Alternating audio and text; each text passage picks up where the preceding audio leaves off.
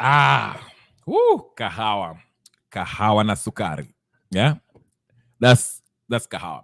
Ladies and gentlemen, brothers and sisters, friends, enemies, and comrades, I hope you're doing well. I hope you're doing well. Are you doing well? I am not doing well. I am not doing well as a Chelsea fan. I am apoplectic. Yeah? Tethered, triggered, emotionally unstable. No, I'm just kidding. Yeah, we lost 2-1 at Anfield, but that's not the issue today. Leo ni mambo wengine. Gachagua, as you can see there, Gachagua is out. He's not out of bail. He's out of hospital. Ametoka hospitalini. Gachagua is out. Okay? Of course, we know, probably most likely, I don't know. I still think he was faking it, but you never know. Maybe he's telling the truth. But we'll take him for his word. He came out today and he had a press conference, and we are going to play it by its entirety because we want to actually analyze what he said. I haven't heard the whole thing, so I will listen to it as everybody else who hasn't listened to it. If you have listened to it, then you'll just have to like mute your device while we listen to it because it's kind of like 14 minutes, I think. But we'll listen to it regardless. I want to hear what he said because I heard he was talking about poison and Ruto is ruthless and blah, blah, blah, blah, blah. We'll break that down to the molecular level. Okay? Molecular level. But karibuni sana. Thank you. I'm so excited. I'm drinking my coffee, even though we lost, but it's a good day. It's a Sunday. And we had Mashujaa Day. So many things happening. Oh my goodness. Mashujaa Day happened. Ruto was actually received by his version of deputy president, Mr. Kindiki Kithure. Okay, the little man, the short man, a professor. Actually, he's a professor. Okay, went and greeted him when he was, arrived at Kwale.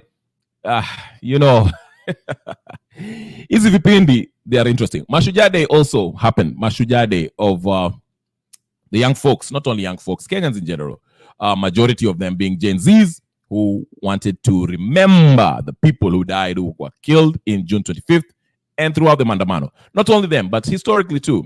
It's also good to remember people who actually sacrificed their life for Kenya, and we salute them from the Dedan Kimathis to, I don't know, you can name it, Pio Gama. You can go down the list, but thank you so much for giving your life for this great nation called Kenya. But anyway, so we shall talk about that because apparently majority of the people who wanted to go to Uhuru Park were denied access. There was GSU, everybody, they did not let it. But let's start with the Gachagua thing. Because should I start with the Gachagua thing? Yeah, let me start with the Gachagua thing. Let me start with the Gachagua. The current president, deputy president, sorry. Gachagua is the current deputy president by law. We don't have two deputy presidents. So let me not hear anyone come here and say, oh, we have two deputy presidents, one that has been approved by the parliament, one that still was impeached. No. We have one deputy president as it stands today. Gachagua is still the deputy president. Let's go in. He was out of hospital today, so let's get started. Before we get started, ladies and gentlemen, if this is your first time, if you're going to watch this on repeat, like, share, comment, subscribe. If you are new here to the channel, this channel is about Kenyan politics. Please go ahead and subscribe. Put your notification on, like the video, and share with your friends in your groups, WhatsApp groups, Instagram, whatever political platforms that you want. Tell them there's a crazy man who's out here in this YouTube streets called Kenya Revolutionary. He talks about Kenya and he's talking crazy, and he's crazier than cat. Shh. But yeah, let's start with Gachagua. Let's start with Gachagua. Let's listen to what Gachagua says. Maybe you might feel sorry for him, but let's listen in. He came out of the hospital and he has some things to say. Let's hear it. Let's hear what he had to say regarding Gachagua. Ladies and gentlemen, brothers and sisters, here I bring it to you as he talks to the nation after his hospitalization since I don't know when. Let's go. Let's go.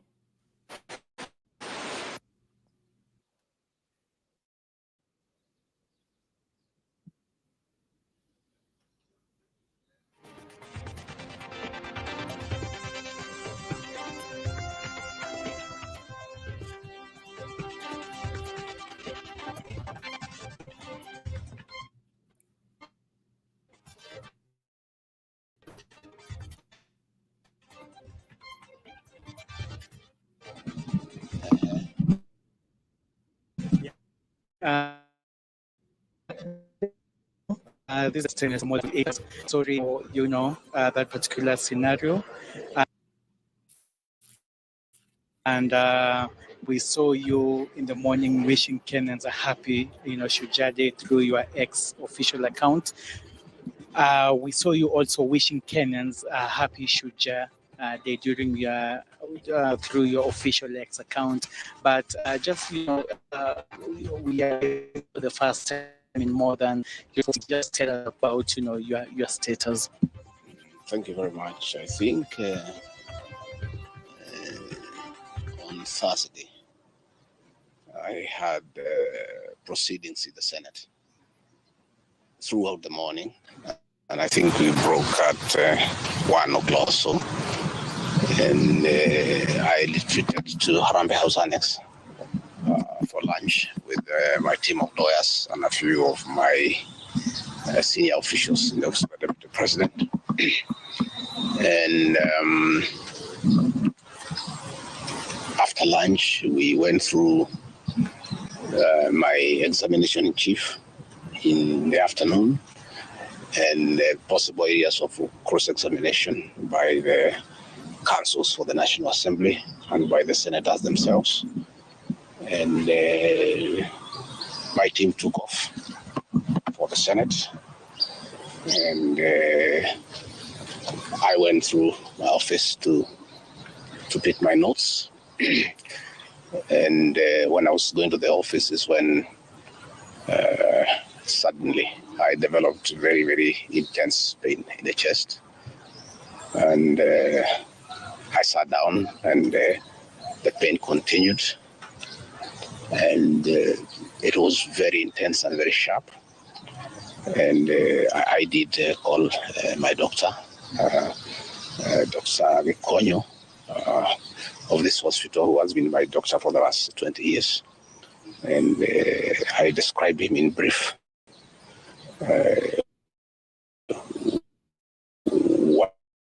how I was feeling. He asked me, and I told him it was very, very, very intense.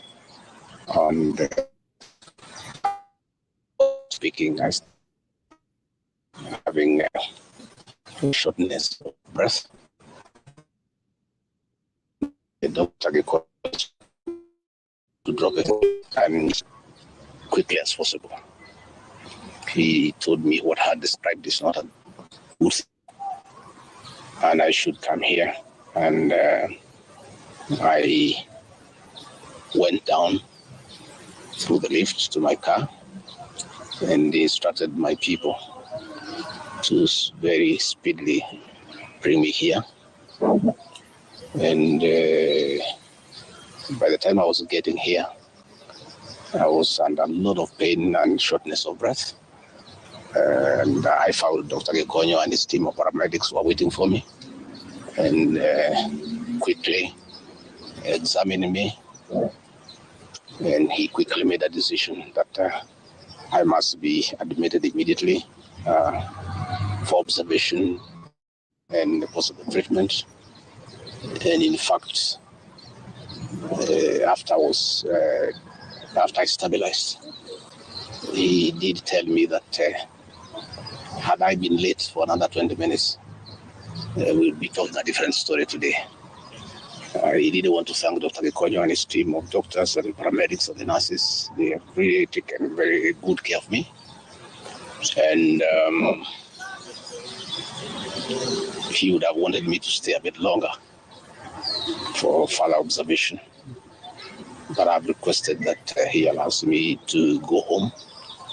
And he thinks I'm quite stable to go home, where he can look after me when from home.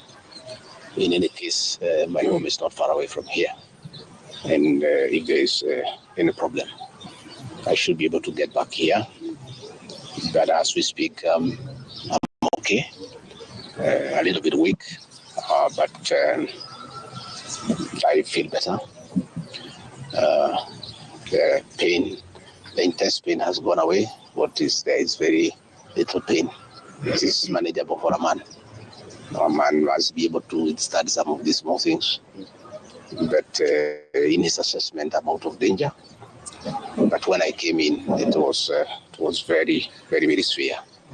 And I want to thank the people of Kenya for their prayers. And I'm sorry, many came to see me. I was not able to see them. The doctor could not allow them because I needed a lot of rest. And I was at a very serious observation by a team of doctors and nurses. And therefore, I was not able to receive visitors. And I want to thank those who took their time to come and visit me.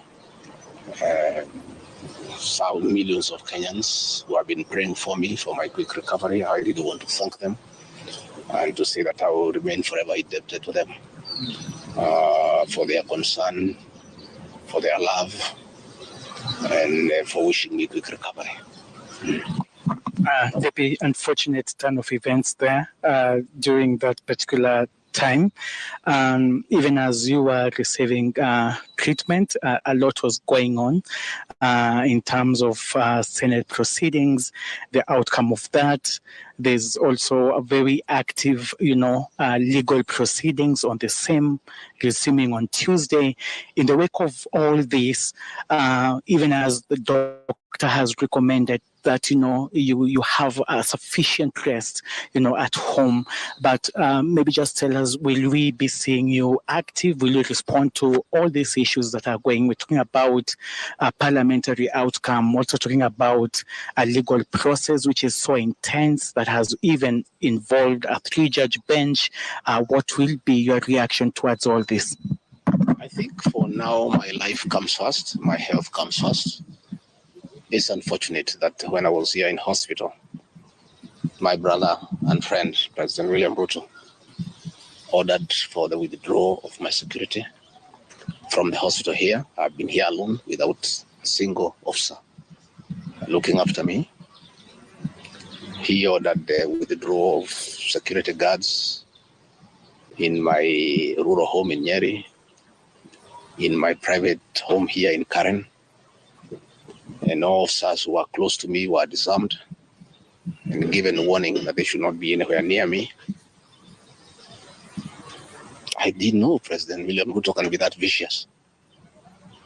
I am shocked by how vicious a man I helped to be president, a man that I believed in, a man that I was persecuted when supporting him, could be so vicious against me when I'm literally fighting for my life in hospital.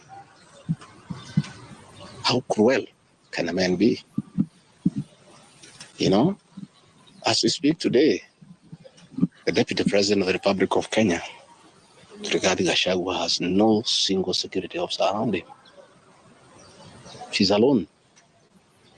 And I am aware that a judge seated in Kirogoya, another one seated in Midimani, gave conservatory orders staying the proceedings of the Senate, which effectively means I'm Deputy President. But the President... Aye. Sorry, guys, sorry.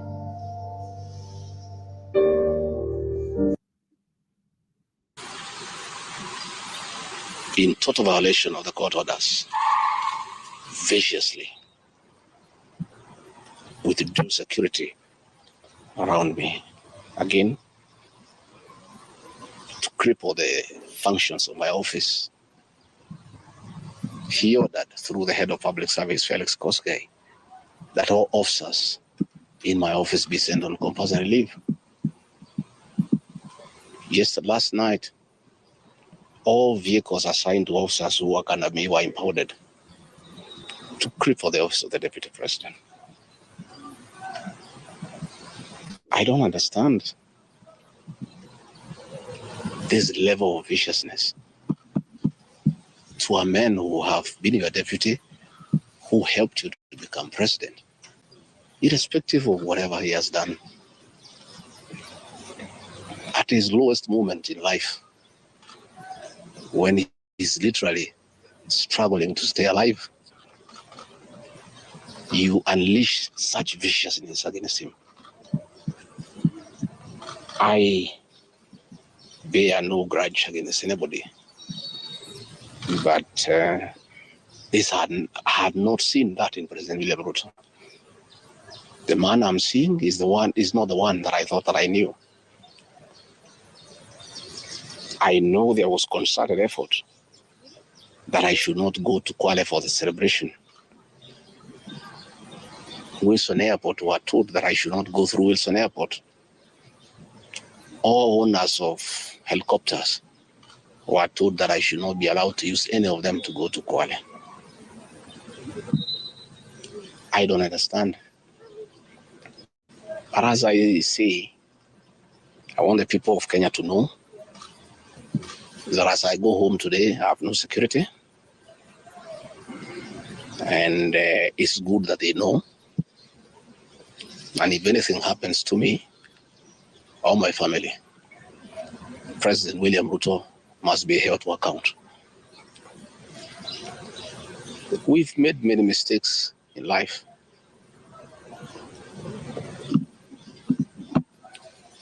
And we keep on learning. I trusted President William Ruto. The people of the region where I come from, the Mount Kenya region, trusted him.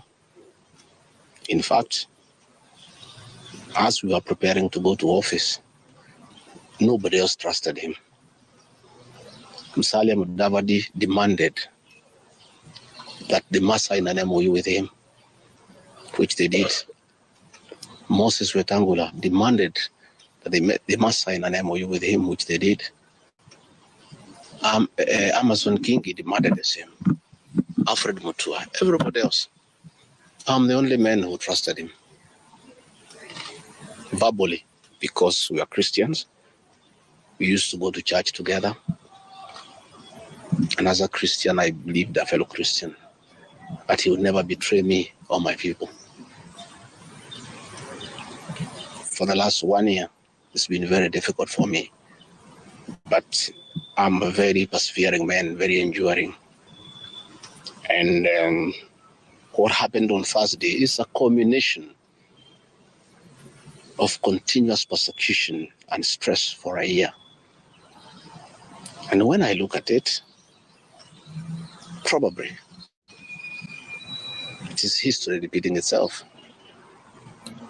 That President William Ruto wanted to take me the route President Daniel Arap Moi took Kenneth Matiba.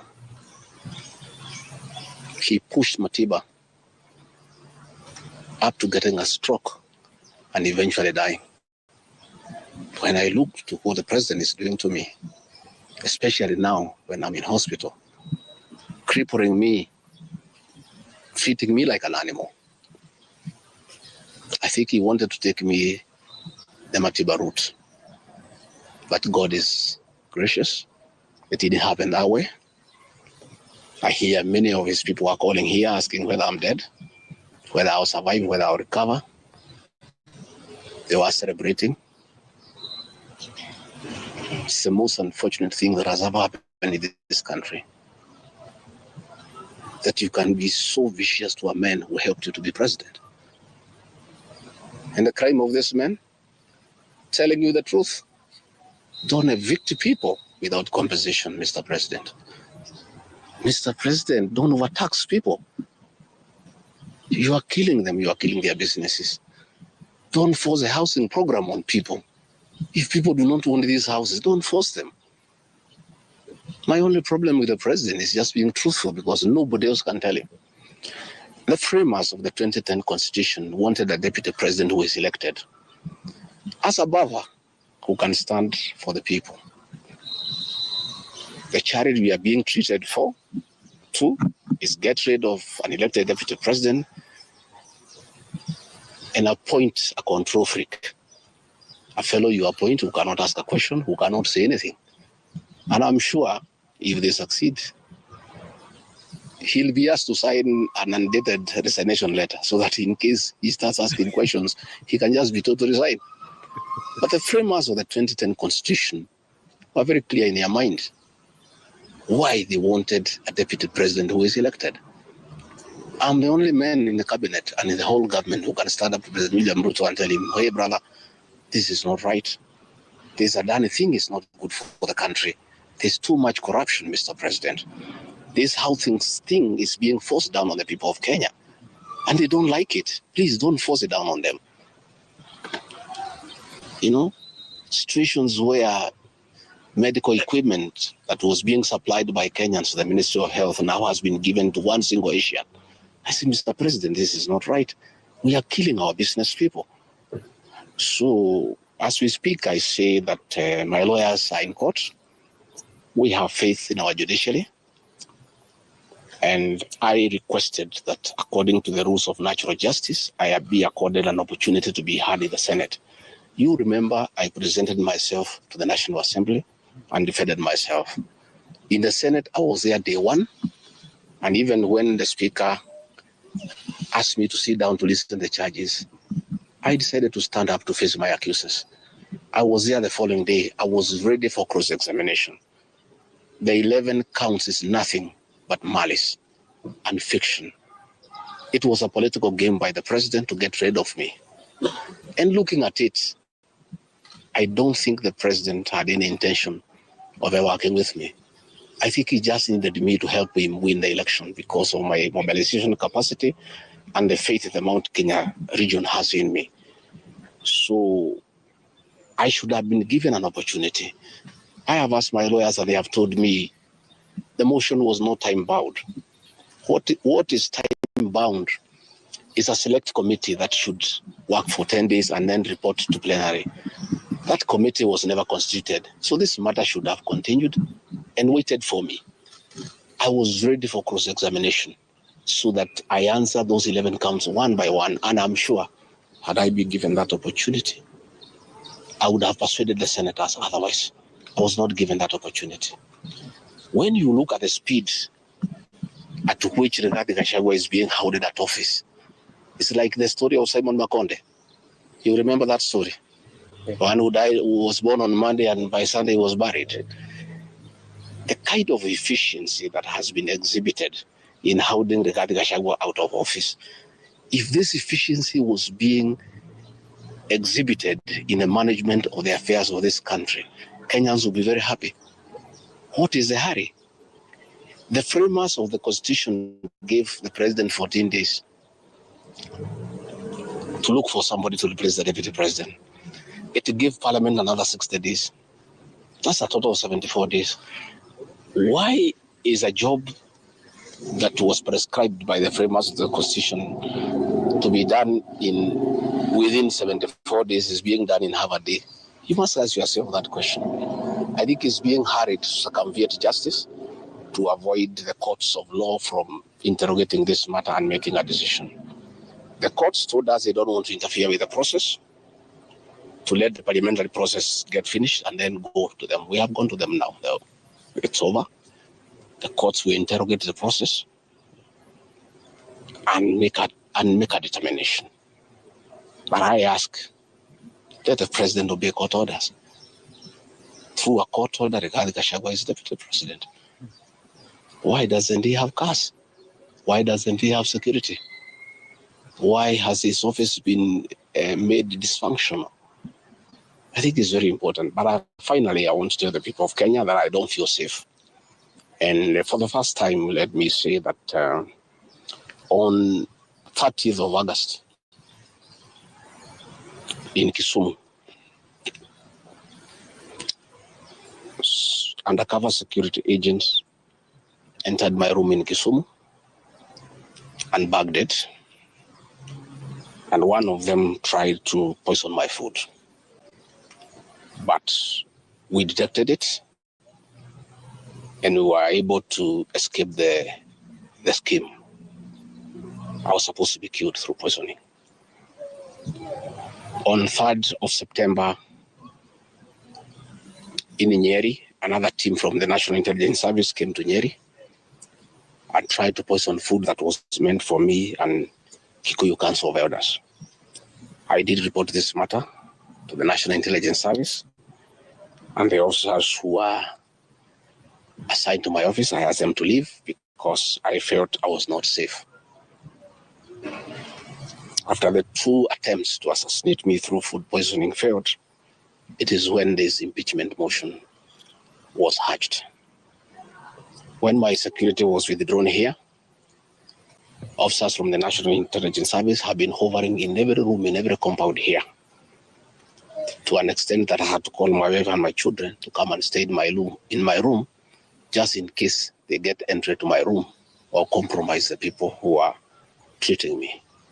So, regarding Okay. We get the gist of what he's talking about. His complaint. To Captain, just to give you some rebuttal. Captain, like I was saying, if you want the link, just ask for the link. Say, hey, can I get in the studio so we can have a discussion, a debate?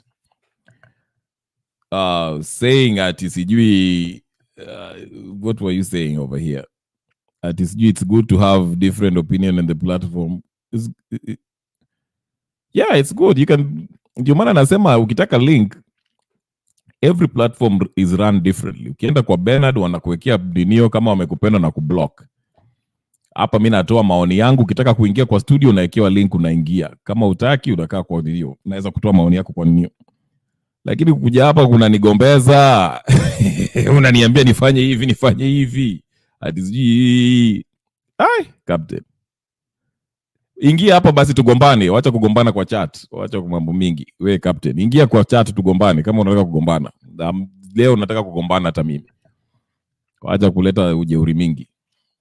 Ingia. Jana nilikuwa nakutafuta au kukua. So ingia hapa tugombane. Anyway, back to the main issue. Gachagua is out, of course, and what I think he's doing is aya, ukimaliza kugombana na mimi nitaenda kinyozi. Kesho nitakuwa nimenyoa. Gachagua is out of hospital. And what he's trying to do is basically, in my opinion, he's trying to get people on his side by, especially he's pandering to the Mount Kenya region. That's why you can hear him say that Ruto is trying to do the treat him the way Moi treated Matiba. As you know, Matiba is a great hero, not only nationally in Kenya, but also in the Mount Kenya region, okay? So, and we know what happened to Matiba. It is said that he was, walimdunga shindano, then he lost his, he deteriorated health-wise, okay? And kind of wasn't up there as far as his mental faculties are concerned. And he ended up dying. So what he's trying to say is that there was attempted poisoning, I don't know, by people who are allied to Ruto, and Ruto is, withdrew his security and all this and all that and all that. So, like I said, like the reason why he mentioned the Matiba situation in relation to Moi's regime is to basically try to rally the Mount Kenya region to kind of look at him like, hey, listen, the same thing that Moi did to Matiba is the same thing that Ruto wants to do to me. They are coming after me. To me, if I was Gachagua's advisor, I will not go this route because he has to understand that the people who are asking for him to get fair trial are not because they like him per se. They're doing so because it is about following the rule of law, the Constitution. It's not about exactly. Rigiji is a Moi student. It's not about Rigiji. It's about the Constitution. Whether he's, we all know he has a checkered past, and he's not an angel by no means. In fact, it is said that he was responsible for a lot of people losing their lives in Molo back in 1992, and so forth. Okay, so he's not an angel by any means. It's just that people want to see that the law is followed. Ruto cannot just, summon a couple of MPs and remove Rigathi Gachagua unconstitutionally, okay? Then give us Kindiki, who does not, follow the whole constitutional process, of how things should be done. First of all, the IBC is not there to vet him.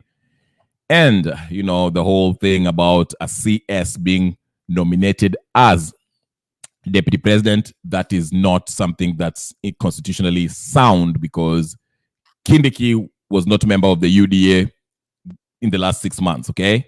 And he has a cabinet minister, so he cannot be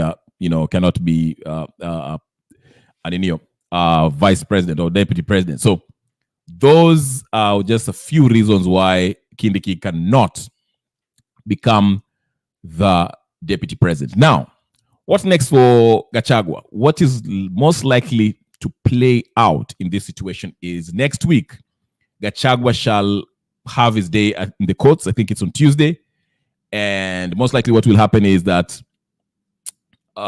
he will retain his seat as the deputy president of Kenya. But then we shall have all this nonsense about his mistreatment. He will not be afforded a motorcade. He will not afforded bodyguards. He'll have his own bodyguard. The same nonsense that Ruto went through. Like I say, this is a whole script. I don't believe it. I mean, I know some people play the Kenai clip. Ruto is a killer. That's not a new thing. I will look for it. If you have it, please share it with me. But what I'm trying to say is this. This is, to me, in my opinion, I think this is a script, the same script that they had with Ruto and Uhuru Kenyatta, where Ruto, he kind of tried to portray himself or depict, try to endear himself with the Wananchi, mentioning how he was being mistreated by his boss at the time, who is Uhuru Kenyatta. We remember the whole incident when he was kicked out of the State House in Mombasa or something like that, okay? And so forth, so forth. We know that when he was stopped from traveling, Matiang'i stopped him from flying to Uganda, whatever the case is, all those stuff. We remember all that. And people started feeling sorry for him. And people, yes, Jonah, I agree with you, absolutely. And people started feeling sorry for him and all that. And then, when people started feeling sorry for him, and the choice was between Raila Odinga and Ruto, Raila Odinga already had joined the government with Kenyatta, and Kenyatta was very unpopular. Nobody liked Kenyatta. Kenyatta never won any presidential election, that is. So he was very unpopular, and he was ruling with a heavy hand. So he was not anyone's favorite. So Raila, once he betrayed the people, everyone was like, okay, there was this debate of let's choose the lesser evil. And that's why they chose Ruto. And this question is as to whether he won or not. By all evidence, I don't see anything contrary to that. I think he won fair square. The Azimio side could not prove that he rigged the election, okay? So anyway, but I will play you a clip of someone who says Raila never wanted to be a president. I'm about to play you that clip. He was one of the guys who went to Uhuru Park today. But so the same script is being played to us, and you can see Rigathi Gachagua is reading from the same script Ruto was doing during Uhuru's regime. He's trying to mention all this, things that will endear himself with the Wananchi, talking about those illegal evictions. He's talking about, abductions and all this stuff, okay? Because he knows those are the issues that Kenyans really do not detest about this administration. So he's, like I said, what will happen is the court will rule in favor of Gachagua for him to maintain his position as a deputy president. And then for the next, 3-4 years between now till 2027, if we get there, between now till 2027, there will be drama about Gachagua. Ruto will probably make one of his CSAs more powerful than the same thing. Uhuru Kenyatta. I've been telling you guys here, just like Jonah here said, this is an extension of Uhuru Kenyatta's regime. We are just changing faces, but the script is the same. These people are not enemies. It's a game that's been played. Again, you can see Rigathi now wants to be, all of a sudden you'll see Rigathi Gachagua will try to mention the things that the Gen Zs want, okay? He will be talking about things that endear himself with the people. So I don't believe it. And that's why I agree with this statement here that says Ruto and Gachagua are not enemies. This is just a 2027 game in all honesty. Absolutely. It's because if you ask what really made them walikosania nini, just the same way you can ask what did Ruto and Uhuru Kenyatta walikosania nini, there's nothing really, but it's yeah.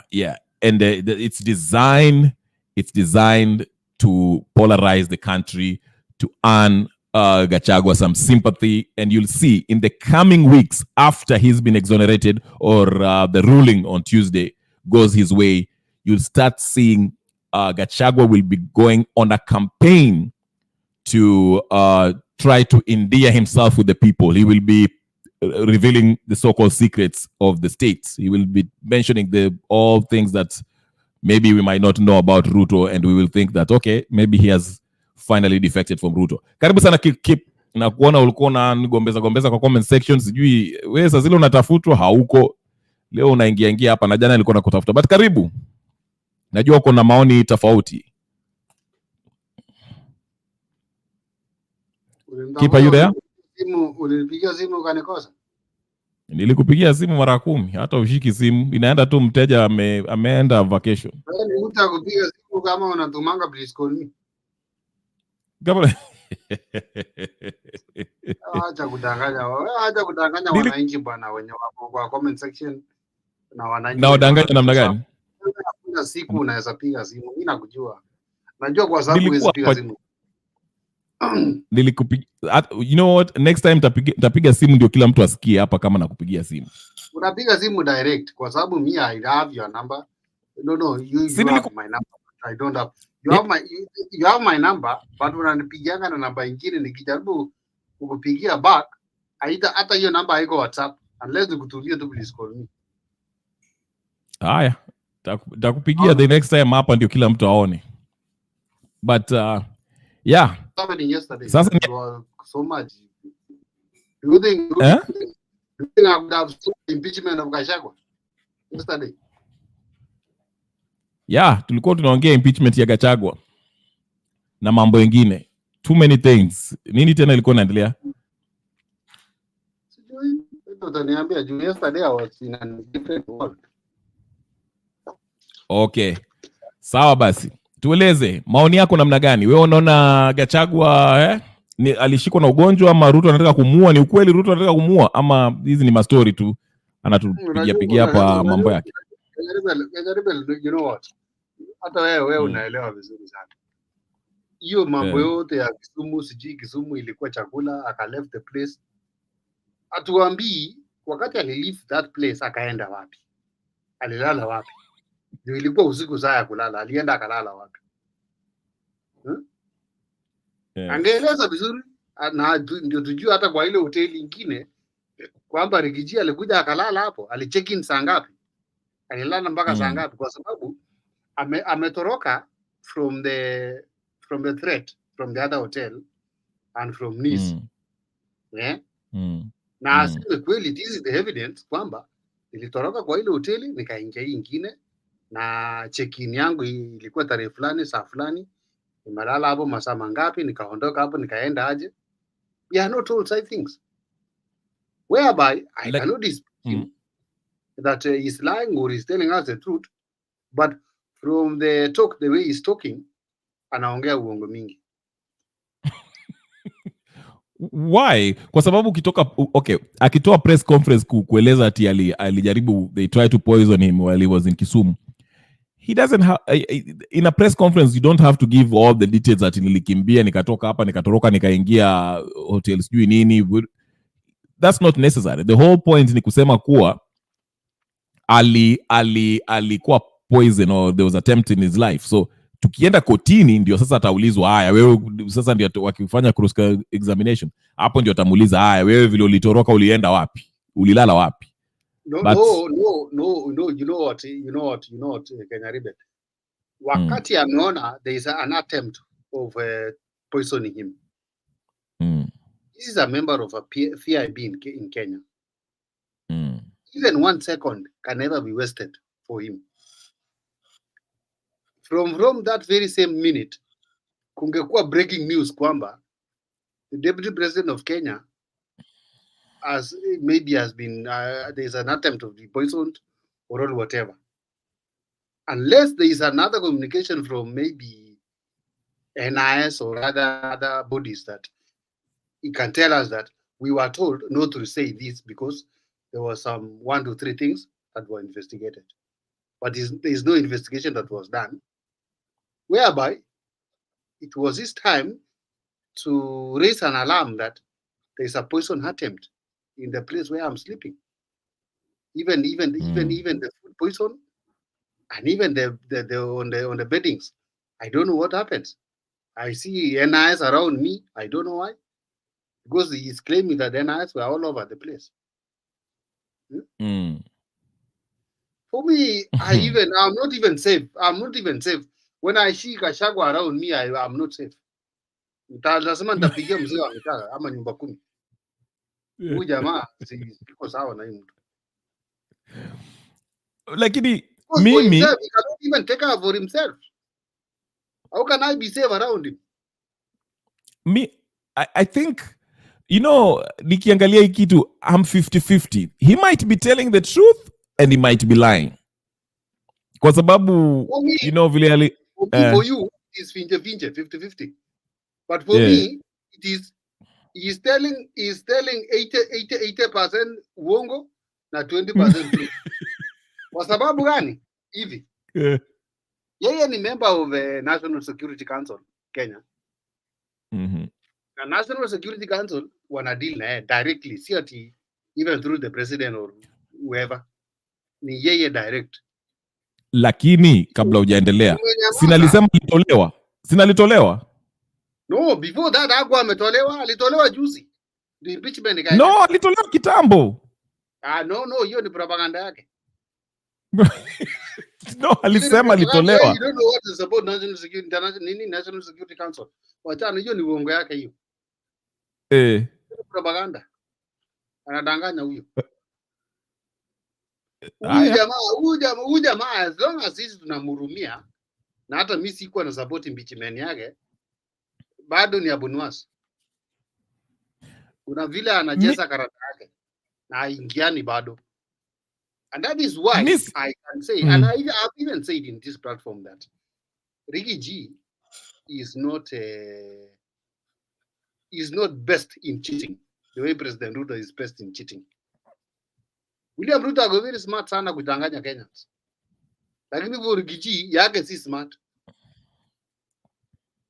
So far, if I may jump in, I don't see where we have caught Ricky G lying, but we have caught Ruto lying. Ricky G says things as they are, and that is what has put him in trouble. You see, when he was going to Mount Kenya, hizi vitu alikuwa anasema, they were to endear him to the people of the mountain, but he didn't think how it would look to other people.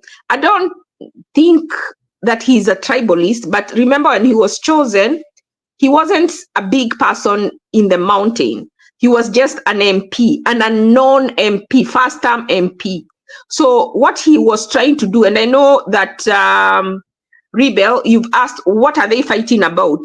The mountain trusted Ruto without anyone. He came there, he endeared himself. It's not like the way he has to go with Raila to Nyanza, or the way he has to go with Mudavadi to Luhyaland. He came himself. He marketed himself. What Gachagua was trying to do is take back the people from Ruto that are in central to himself. That is why he has been camping there. So Ruto, it's like they are fighting for the mountain. So Ruto was like, you're not going to take out chukua chapati kutoka kwa mdomo yangu. That is why he camped there, because alikuwa anataka kukua kingpin. Akuwe yeye ndio kusema in the mountain. Because even if he wasn't chosen, he's not the one who made the people in the mountain choose Ruto. Ruto worked hard, we all know, to endear himself to the mountain. So Gachagua began to understand, in order for him to have a say, he has to have a say in the mountain, so that when he sits to deal, he can have power. So, the way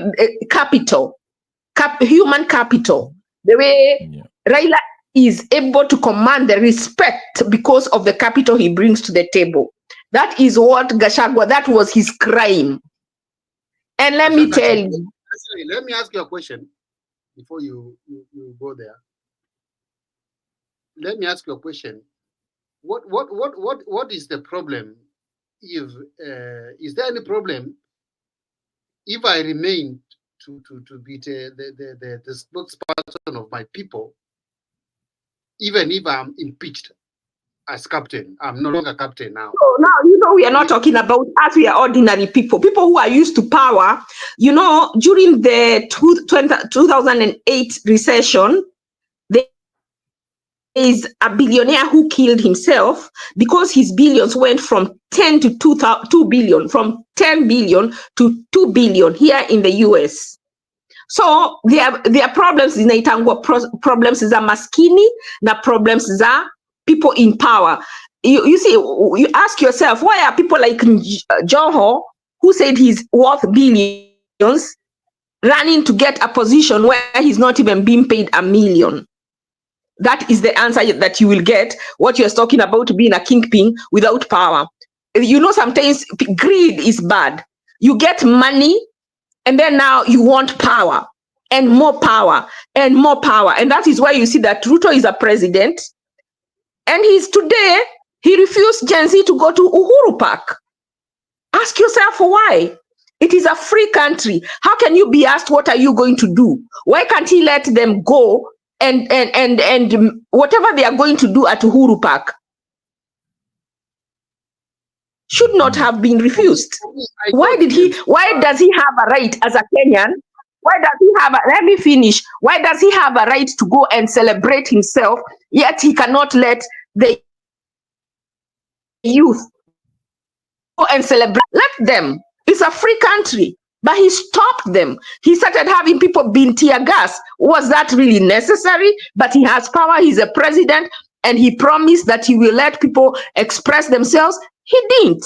So when you ask yourself what it is in it for them, what ujawana evilness and greed for power? Captain, ulikuwa na swali?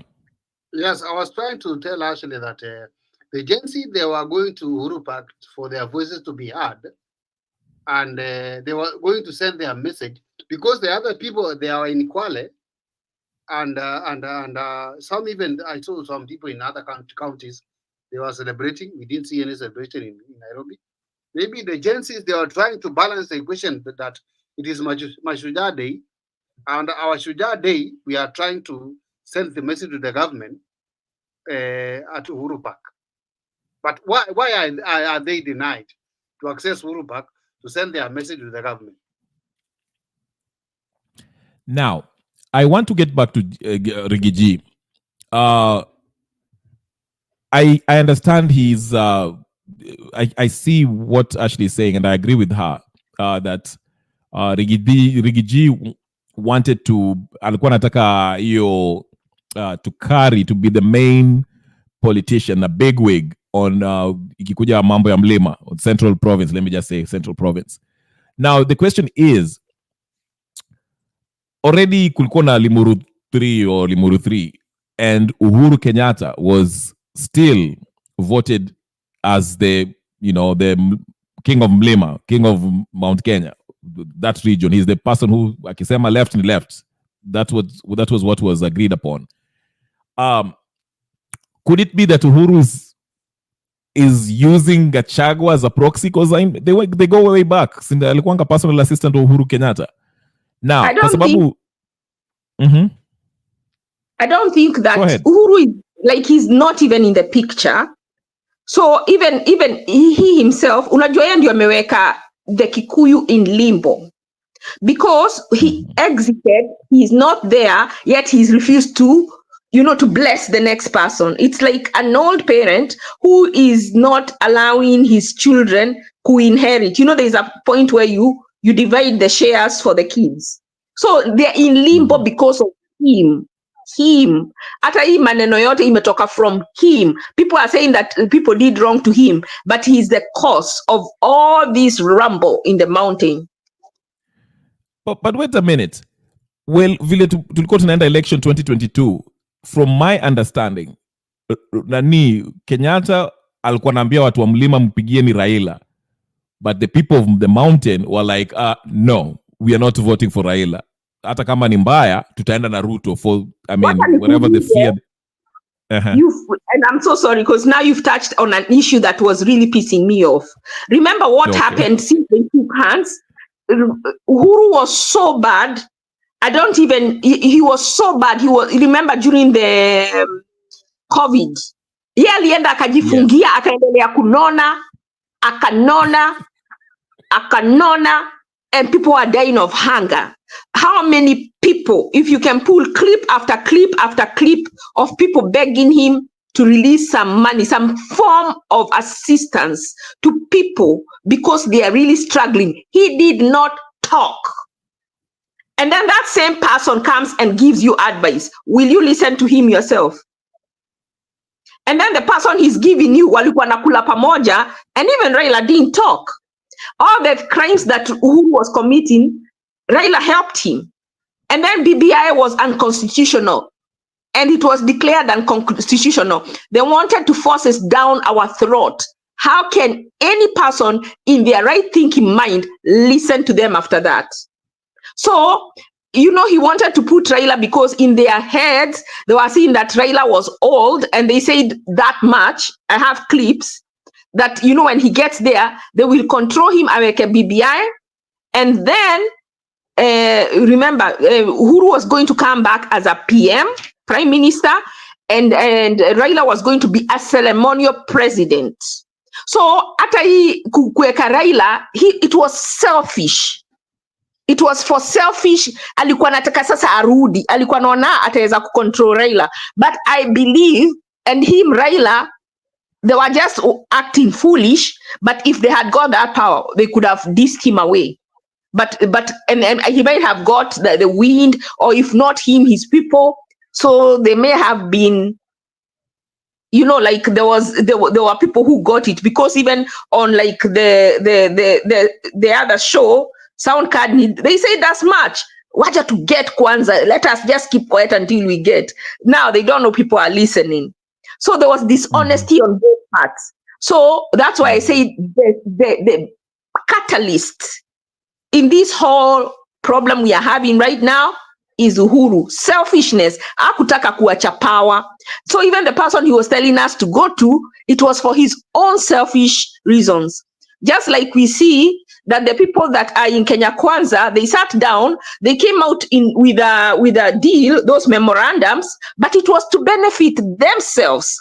Now, guys, as Kenyans, what we need to do is have a law that if they sit down and do an MOU, it should not benefit those people doing and signing the MOU or their immediate families, so that they can do something that will benefit the people, because they make laws to benefit themselves directly. So these laws are usually not.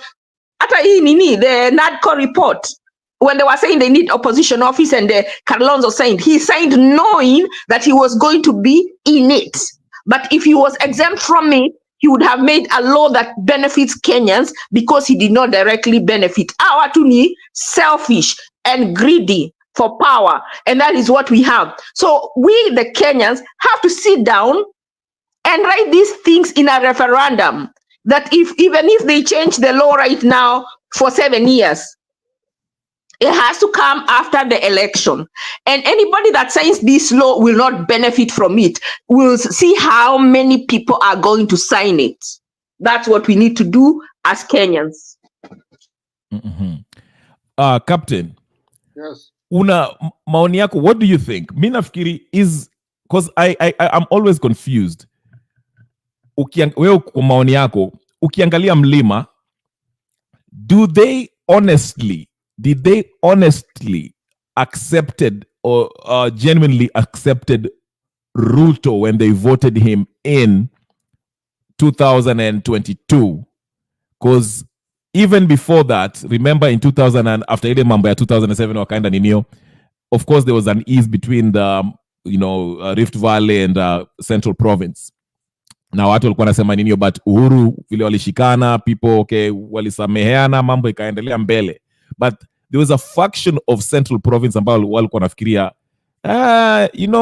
tunataka tu kushinda, lakini we are uneasy with Ruto. Do you think that Ruto maybe knows that and feels like, maybe this alliance with the Kikuyu since Kenyatta ameshaisha, I don't really trust them. Maybe I should go to the lake. I might balance if that's I can afford to leave the ninio watu wa Central na niende na ninio, kwa sababu there's always been that an ease between the two communities since 2007. Ama hiyo mambo itu iliisha hivyo, sasa this is just a new problem, because I think that's what I feel like the hate for Ruto right now in the Central, it's palpable. Naweza kuisikia, nasikia hiyo joto. They're so done with Ruto. Do you think that's the case? Kwamba maybe watu wa Mulima and Ruto never really trusted each other, but Uhuru is the one who patched things up. General, one thing that maybe you might have not done some research about these Central people is that these people, they don't have a meeting somewhere and they say this is our leader. Actually, they do. This is our person of Mulima. No, listen to me. When did these people have a meeting? Leave alone the issue of Jomo Kenyatta, the old man, and the Jomo Kenyatta, the Uhuru Kenyatta. Leave that one alone. As far as the scenario of Rigiji concerns, that you are trying to tell us that maybe Rigiji is playing the tracks or the tactics of Uhuru Kenyatta. No. You know very well that Rigiji and Uhuru Kenyatta are just like mafuta na maji. Ya hawaelewani. Rigiji na nani Kenyatta? Na Uhuru Kenyatta himself. He used to work for him. He was a personal assistant. And what was his attack? Why was he trying to attack him at Kasarani? Wakati aliapishwa na Ruto? No, kwa sababu saa hizo alikuwa amepata power, so he wanted to distance himself from. So, you have to. They are friends. They are very great friends. They might become friends again, or maybe they were friends. Now, as we speak. No, not might. Tell me now as we speak. Are they friends? I don't know, but I won't be surprised if they are.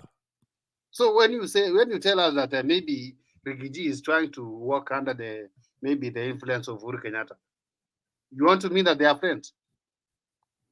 They don't have to be friends in politics. It's about interest. They are not friends. And in Central Kenya, all the leaders of the Central Kenya and maybe Rift Valley, they fight for their leadership, or they just come out to be leaders. What we call them, they are self-made.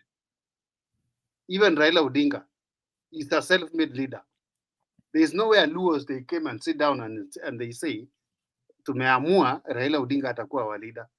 Hata Rift Valley hakuna mahali tulikaa chini tukasema William Ruto nao wewe ndio kiongozi wetu. Iko mahali hakuna.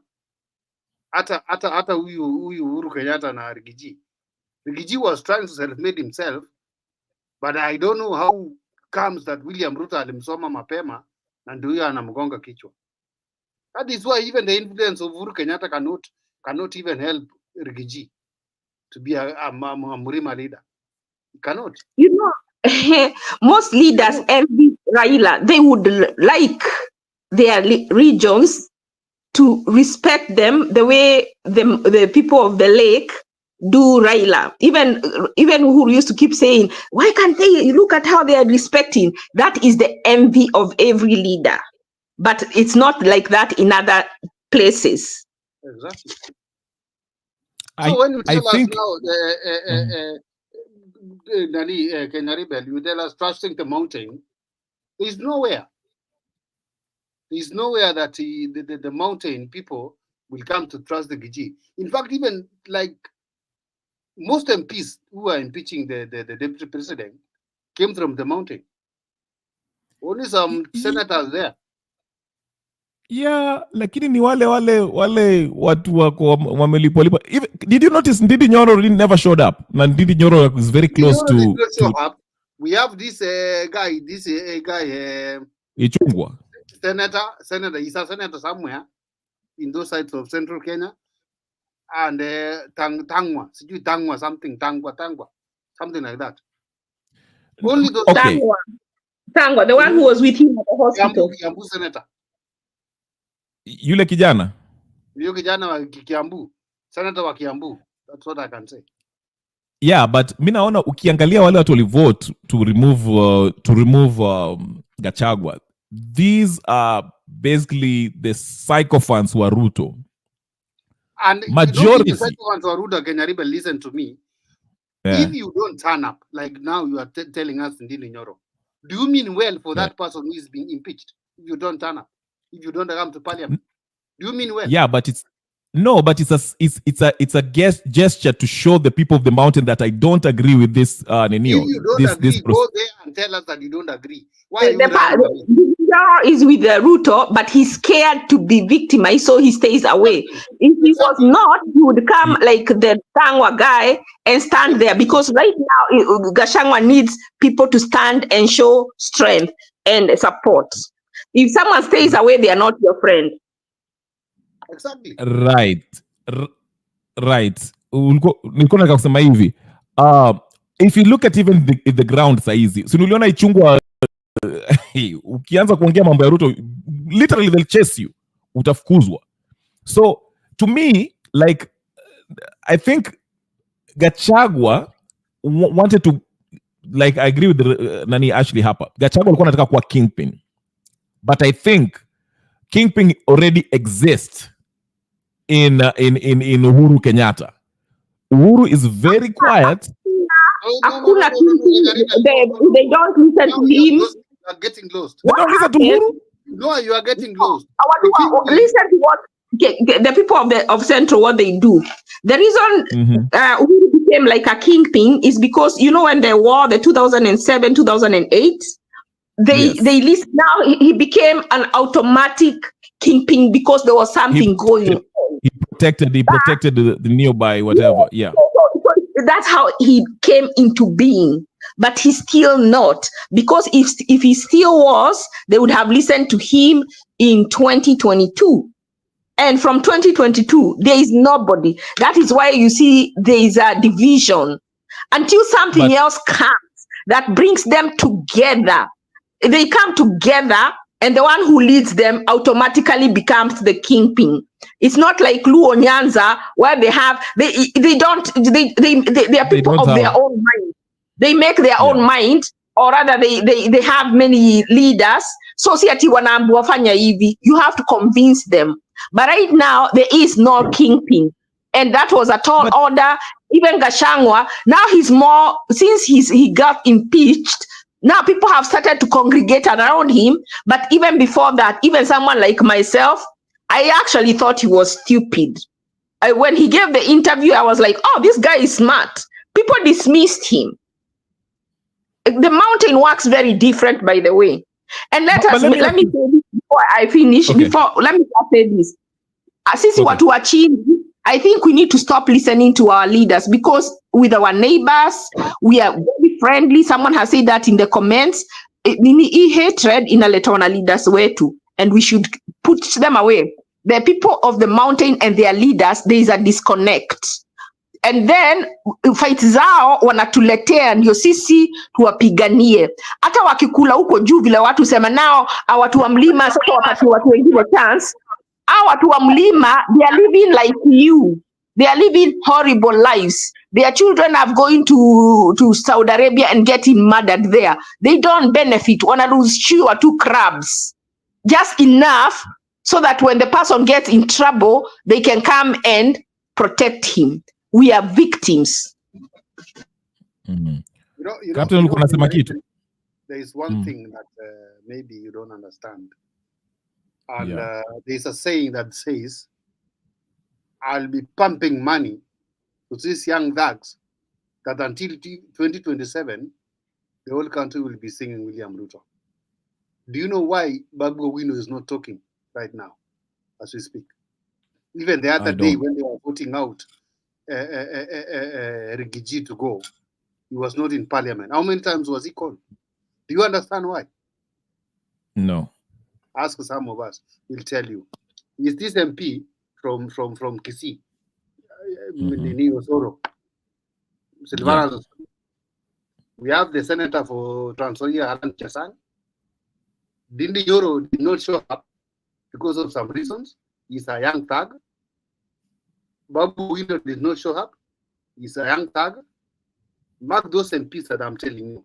And remember, Babu Owino is the governor for Nairobi 2027. If it will be, if not 2030, 27 plus, if not 2029, because I'm told that the president will the next election will be done after 7 years, not 5 years, the way we know. Those are the things that are going on right now. You will be loving, but will be loving the truth of what I'm telling you. Babu Owino will be the next governor. Even the term for the governors will be extended. And the governors will support that one because they know they are getting something. Get it from me. Now, let me ask you both this. So you said, okay, there's a disconnect between the leaders of Mount Kenya and the Mount Kenya people, right? That's a fair point. What does this, so when the so-called leaders met in Limuru 3, Martha Karua, Kioni, the gang, did that mean something to the people of the mountain? Ama ilikuwa tu nini? Did people acknowledge that as a real leader? That was the leaders' problem. Even the problems are the leaders. It has nothing to do with the people. And they are only discussing their issues, not the issues of the mountain. And now they only include the mountain. You know, kama vile wamefanya BBI, alafu wanarusha to nuggets. They may throw in a few nuggets in there so that they can have the protection. Ni kama vile mtu feed to dogi, so that when the thieves come, they protect them. So even when they feed their people, they take them in a basket to go and sell them, to go and trade with it for their own selfish interest. Now, even your sisi as tribes, we need to learn, so we stop fighting each other, we gang up, we remove them, we can even stay without leaders. That is what I'm saying, Kenya Rebel. Those are the people, they are after their own interests. They are not after the interests of the Kenyans. And those people are discussing the politics of now, as we speak, at this time. Saini Zangapi. Wanaongea politics ya saa saba na dakika 17 from where I am. Like the same time in Kenya. And when people are talking of the politics of 1 year ahead of us, they don't know what's happening. Now, don't you see that this thing will probably make Gachagua the leader of Mount Kenya now that he's being persecuted? Because for me, I see a strong case against this impeachment. He will maintain his power. And once he maintains his deputy president position, I see the same thing happening to him the way it happened with Ruto. Ruto will try to frustrate him, try to appoint somebody who is more powerful, taking his position basically. Ameshachukua security yake. Then when he's been prosecuted, people will start sympathizing with him, and him being the so-called truthful man, as he will tell at a hold my press conference zake, ama hizo is public whatever, public ninio hizo akiongea kwa public, he will start revealing things kama hizo kukufu hiyo vile hiyo poisoning na manembwen, which will endear himself with the people, and the people will be like, kumbe hiki ndio kwa naendelea. Just like when he was saying ati hao watu wali shares ilikuanga shares na watu wa Ford Kenya hivi, and everyone was like, oh, and everyone was like, okay, reveal more ndio tujue vile mambo yanaendelea. Don't you think this will make him, especially in the Mount Kenya region, because even I had people in Kisumu actually like Gachagua. They're like, they're like, jamaa anapigwa kwa sababu wanasema ukweli. Don't you think that will happen and he will become the de facto leader? The problem with Gachagua, and even you is that huyu jamaa ako na tamaa mingi sana. Na hiyo ndio wamekosania na Ruto. Tamaa mingi. Ruto ameenda mali, amerusha ndoana kwa si, imetoa samaki. Ile samaki kama ni moja anataka akatiwe kitu kidogo. Samaki imekuwa ni mbili anataka apewe samaki moja. I think you understand what I mean. I don't want to put it in a very literal way. Do you understand? But you know what I mean. Lakini Captain, that's the same thing Uhuru alikuwa anasema juu ya Ruto. Ati huyu jamaa kuna nini tamaa, anataka kuwa president na bado mimi ni president. Sina angoje hii mambo ya kampeni iishe. Lakini sasa nini tamaa ya Ruto ilikuja at the second term. Lakini huyu ameanza within 2 years. Hata one term haijaisha. Are you understanding what the problem is? No. Tamaya Ruto was there from the beginning. It was there from the beginning. In fact, what Ruto did, what Uhuru did, he allowed him. The first term, they did like a co-president. The second term, he put his foot down. And that's where the problem began. Now, the difference, what walisema hivi when Gachagua was chosen, that Gachagua and Ruto have the same character. So that is why it's like two bulls in one. I agree with you. You know, one problem now with Gachagua and Ruto, as compared to Ruto and Uhuru, is that Gachagua and Ruto, these people, all of them, they are what do we call? Watu wa kanisa, God-fearing people. Ile serikali ingine ilikuwa mwingine anapenda tembo na mwingine apendi tembo. Sasa ule anapenda tembo, akienda kupika glasi yake moja anasema wacha nini naye, acha aongee mambo yake. Sometimes unajua hizi tembo yetu kidogo inasaidia, tunasema wacha Kenya ripe la nywele yake hatutamnyoa, hiyo tutasukuma naye mpaka 2027. Lakini sasa huyu anaenda kanisa ako PCA, ule mwingine ako sijui PCA ama whatever the charge is. Sasa wako fresh all of them. Kila mtu anaamka tuko kanisa. Unaona? So one thing lazima hiyo kanisa wanaenda ni ya shetani. Because kanisa ya Mungu imesema do not take your brother to court. Hiyo Bible yao wanasoma watuambie kama imetoka kwa shetani. Because we did not see them. Unaona sisi watu wa tembo hatunanga kesi mingi na watu wa kanisa. Waende kanisa yao tu, lakini sisi tembo yetu tunapiga polepole, hatuna maneno mingi. Ndio unaona hata State House tulikuwa na fridge ya bia, lakini ilitolewa kwa sababu ya Ruto, na wanatoa na mali ya watu wananchi wa Kenya. Unaona? Even the taxes of Kenya that is there. So when you know you are in a mistake, you don't have to be talking too much. That is why Uhuru Kenyatta alikuwa ananyamaza, hataki maneno mingi na mtu. Wacha jamaa azunguke, atokee nje ya gari, atange, afanye vile anafanya, lakini Uhuru anajua ile mambo yake anafanya. Bora asije akaenda kwa documentation, ajipatie vitu zingine haifai. Lakini sasa huyu Rigiji naye unajua haonji kitu. Lazima pia wakutane kwa documentation.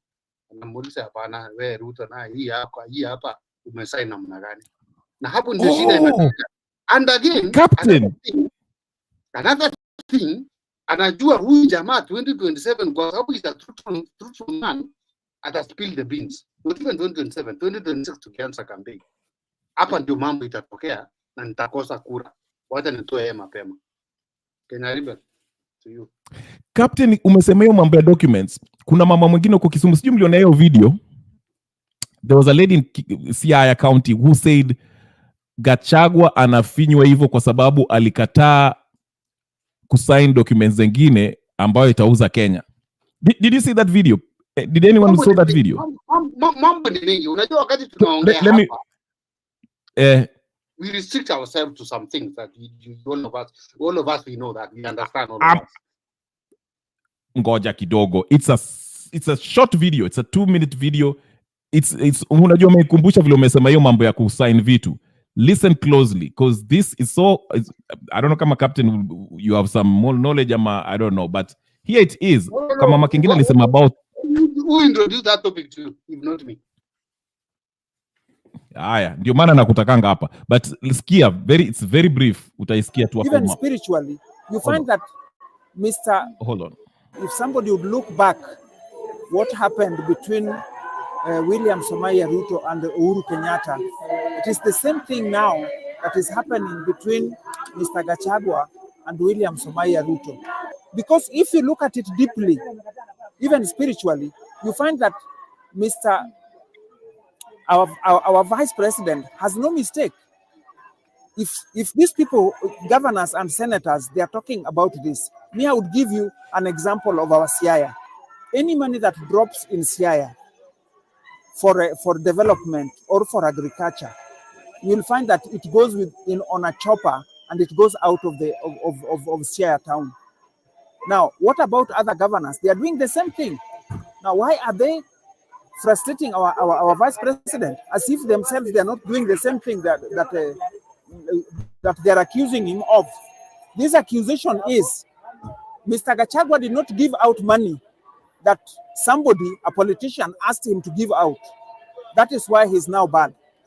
And I think that even a small child in the village knows who is bringing all the wrangles in Kenya. Mr. Gachagua has refused that nobody's going to play with Kenya. Nobody's going to play with particular place in Kenya. That is why he's now being pushed, because he cannot give out the money that somebody is looking for from him, and he has not accepted to sign the documents for a sale of Kenya. Kenya is already sold. There's one person, individual here in Kenya that have already sold the Kenya because of gold, oil, and minerals. And I don't have to mention the name because I'm 100% sure anybody who hears this, whatever I'm saying, would now just guess who is this person. That is why the president of Tanzania died.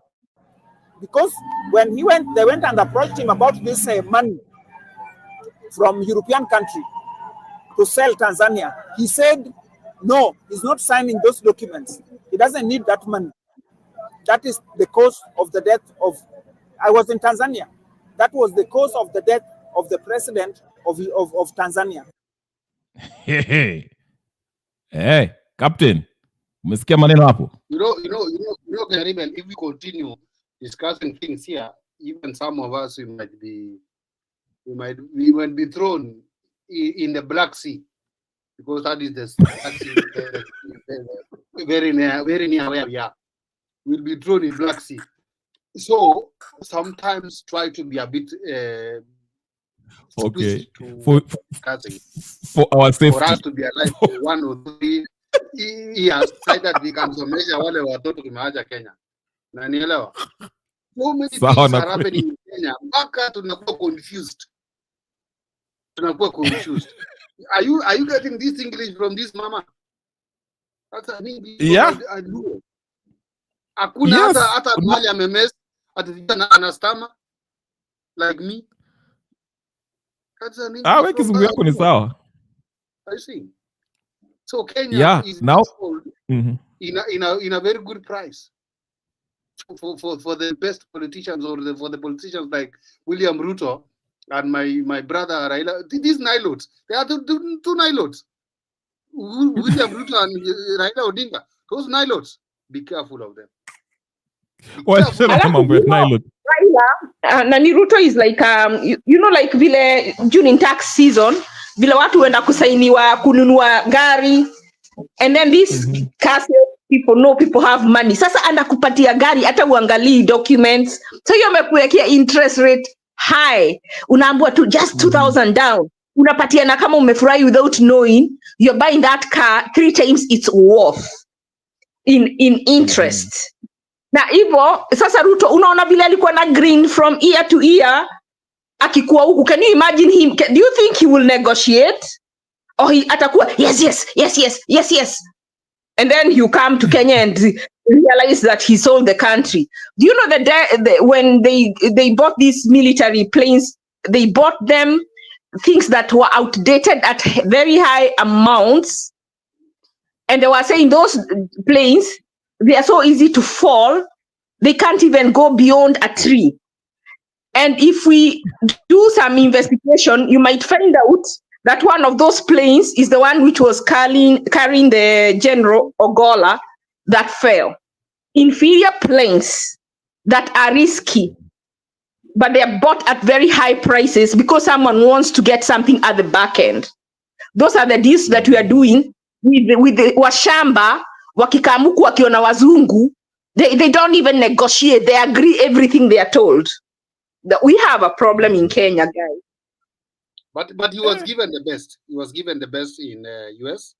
He was given the best in United Arab Emirates, where he landed in Kenya direct to Mombasa with Raila Odinga. They give you the best treatment because there is something they want from you that costs even way more than what you're getting. Sasa unapapaswa ni kama vile mlevi anapapaswa na malaya without knowing that they want everything you got. And then when you go home, you realize you have nothing left. But the treatment was top notch. Yeah. I was just I was just surprised because unajua hawa mama huko, I think she looks like a Lejo Maria. Au uomba na wanaweza kuona vitu in the spirit world. So maybe Gachagua might be the spark to the next Kenyan revolution, a popular revolution. Unafikiriaje? Gachagua akitengana na Ruto, maybe ata spill the beans, atuambie mambo yote ambayo itafanya watu washikwe na hasira mbaya waende maandamano. Ama unaonaje, Captain? But you see now Kenya rebel for Gachagua is being finished. Polepole tu hata ameisha mpaka sasa hivi tunaongea. Kwa sababu ameisha kweli. Listen, the only way that Gachagua might survive is because of this guy Kindiki hajakuwa kwa chama yote kulingana na sheria ile inafaa kuwe kwa chama ndio serve kama deputy president. And again at the same time huyu mama huyu kutoka kwao tena huko Koome hakuna vile atamwapisha kwa sababu ya hiyo sheria imewekwa pale na kotini wamekataa. Sasa William Samoei akona siku ngapi? Siku kama 2 imepita. Akona 12 days. Lazima akuwa amesema deputy president wake ni nani. Na inaendelea. No, haezi kwa sababu koti pia imesimamisha hiyo. Si imesimamisha ya Kindiki. Na haezi kuapisha. Lakini haezi kuapisha mtu kwa sababu koti imesema kila kitu isimamishwe. Sio kuapisha. So imesimamisha hata Gachagua hakuna mahali anaenda. Mpaka waangalie vile walitoa Gachagua na vile Kindiki anataka kuingizwa. So mpaka hiyo maneno itatu. And they also have to declare a vacancy. You count from the day the vacancy is declared. So how did they determine that there is a vacancy? You know, for the MPs, the speaker declares the vacancy, but for the president and the deputy, I believe it is the IEBC. So the clock starts when the vacancy is declared, that there is a vacancy. But technically, there's no vacancy. Technically, Gachagua is still the vice president. I mean, deputy president. He hasn't ninio. Kwa sababu conservative order imesema basically everything is stopped. We have to look at how the process went, vile mlitoa Gachagua na vile mtu mmenominate hapa inaendelea. Tunataka kuangalia mambo yote. So the president cannot nominate anyone na mpaka waangalie mambo ya Kindiki na mpaka waangalie mambo ya waangalie mambo ya vile walitoa Gachagua. So technically ndio maana unaona Gachagua in that press conference alisema I am still the deputy president because so there's no vacancy. Ndio maana watu wakisema ati we have 2 deputies or no deputy, there's no vacancy. Nani iko ninio mpaka koti iamue on Tuesday, which we'll find out. Naona tuko na wageni hapa. The lawmakers have allowed that vacuum to be open. Na nikuulize swali. Yes. Kwa nini mahakama haikuzuia the debating of the impeachment when it was on the parliament and also in the Senate. Gachagua alifile akaenda kotini kustop hiyo debating, but kotini ikamwambia we can't stop, it will continue as the way ime. So what happened now? Waliruhusu kuendelea hiyo kitu iendelee, and then right now after that they come and say tumesimamisha. Wanasimamisha nini na walikuwa naruhusu kuendelea debate waendelee? Si wangesimamisha kulikuwa debate wakati wana debate. No, wacha nikujibu.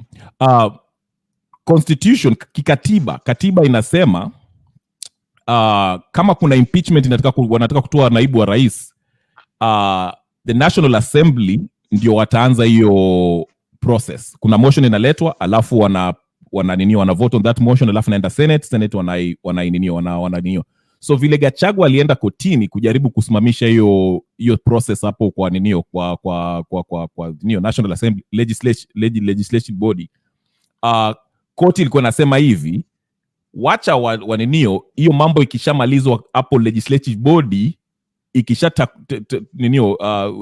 wakishakabiliana na hiyo maneno na wakamalizana nayo, sasa ndio Gachagua anaweza kuja kwa kotini, kwa sababu these are separation of powers. The legislative body has the experience. Ndio maana unaona kidogo ulisikia vile hiyo three judges wenye wali Chief Justice alinominate kusikiza hiyo kitu. The three judges says yes. Sorry, go ahead. Chemombo umepotea kidogo. Chenye itaendelea huko ni kama kotini, they don't interfere. Yeah, ndio nakuelezea. And then today I read something I read something in a newspaper. I think it was written by one of the High Court judge wenye wanakaa na our Chief Justice, inaitwa Philomena Mwilu ama inaitwa nani?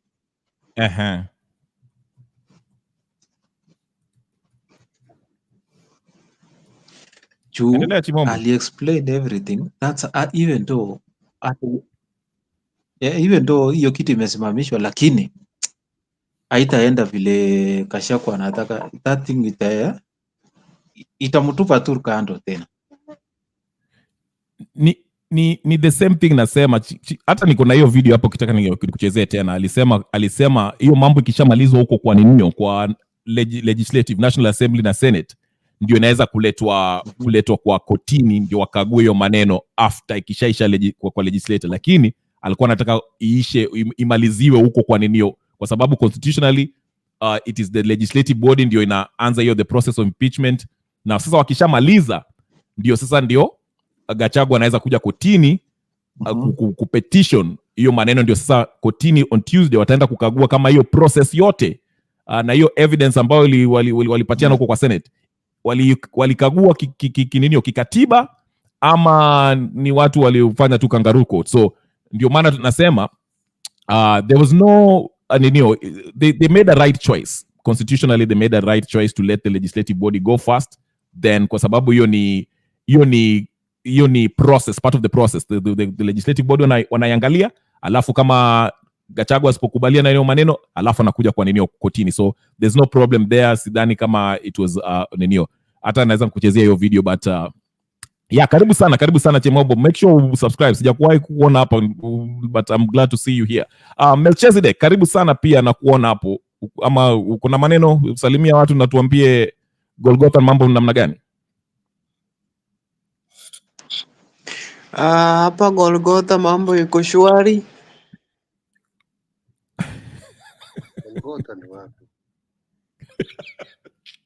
Dunia hii. Sasa KK ni shida iko wapi na wewe? Si unyamaze kwanza. Huyo si KK, huyu ni captain. Captain. Namna gani? Salama sana Melchizedek, habari ya leo? Salama sana ndugu. Nasikia uko karibu na Yesu. Mimi ni hapa Golgotha. Tutafika. Naona sana mbinguni. Sina maneno, nilikuwa nimepita tu hapo. Nilikuwa Kaparneus, hapa ndio nimefika saa hii. Karibu sana, wacha tunyoe hii jamaa amekataa kwenda kinyozi. Basi. Endeleeni, nimewasalimu. Aya, asante. So ndugu yangu brother Benson Media pia kwa hapa, namsalimia. It's a very good show. Kama mnajua brother Benson, pia mwende mkasubscribe huko. Anatuambia Gachagua will not survive. I don't see the reason why he wants me. By all indication, Gachagua is going to survive. By all indications. Unless koti ikate hii kitu kwa njia nyingine ambao hatujui ni nini. Na si ati kwa sababu namtetea Gachagua.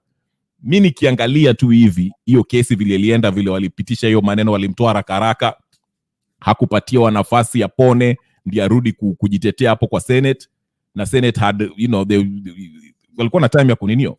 So I don't see it. It will be a great surprise to me if they even me, I can say that Gachagua will not survive. We are Kenyans, and we foresee our future up mbele.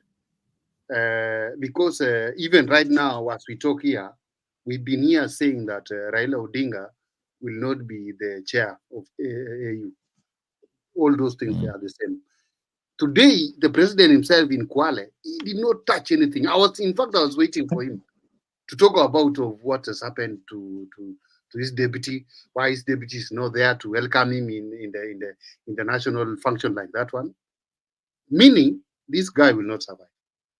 Hata tuende mpaka wapi, tuende mpaka international court ya East African Community Court, tuende mpaka ICC, Gachagua hawezi survive. Huyu jamaa amepangia vibaya sana. Kweli. Haya. Wacha niko na hiyo video ya Justice Mwili. Captain, niko na wewe Captain hapo kwa Gachagua.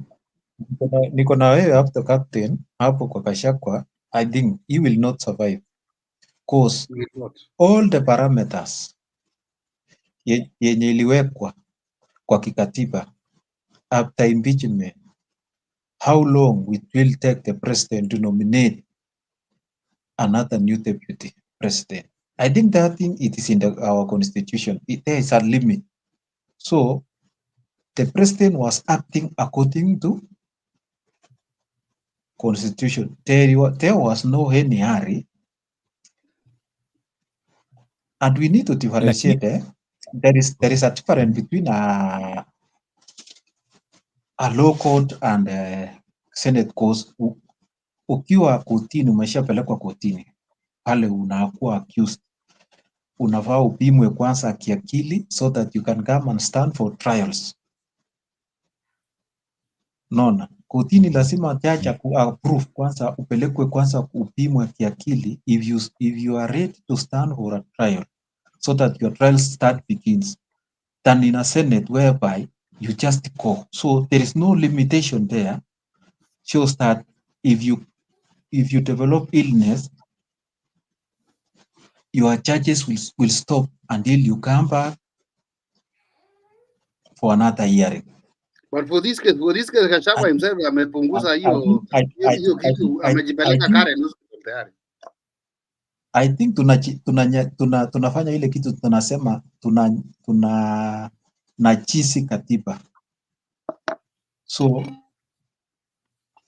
our leaders know how to play politics when it comes something which is not included in our constitution. Right now, I listened today after Gachagua coming out of Karen Hospital, he claimed that he was attempted to be killed two or three times. When he was in Kisumu with President, that was the first time.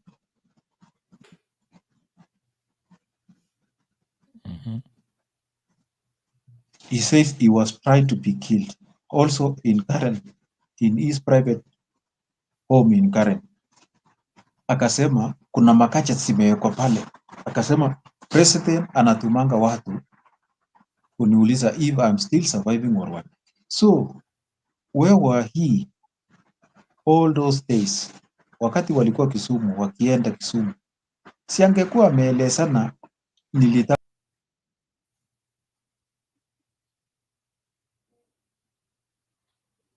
Chimombo anakatika na narudi. Hata Uko wewe ndio Chimombo? unakatika na kuonanga unaendanga unarudi. Zidi kwa hapo.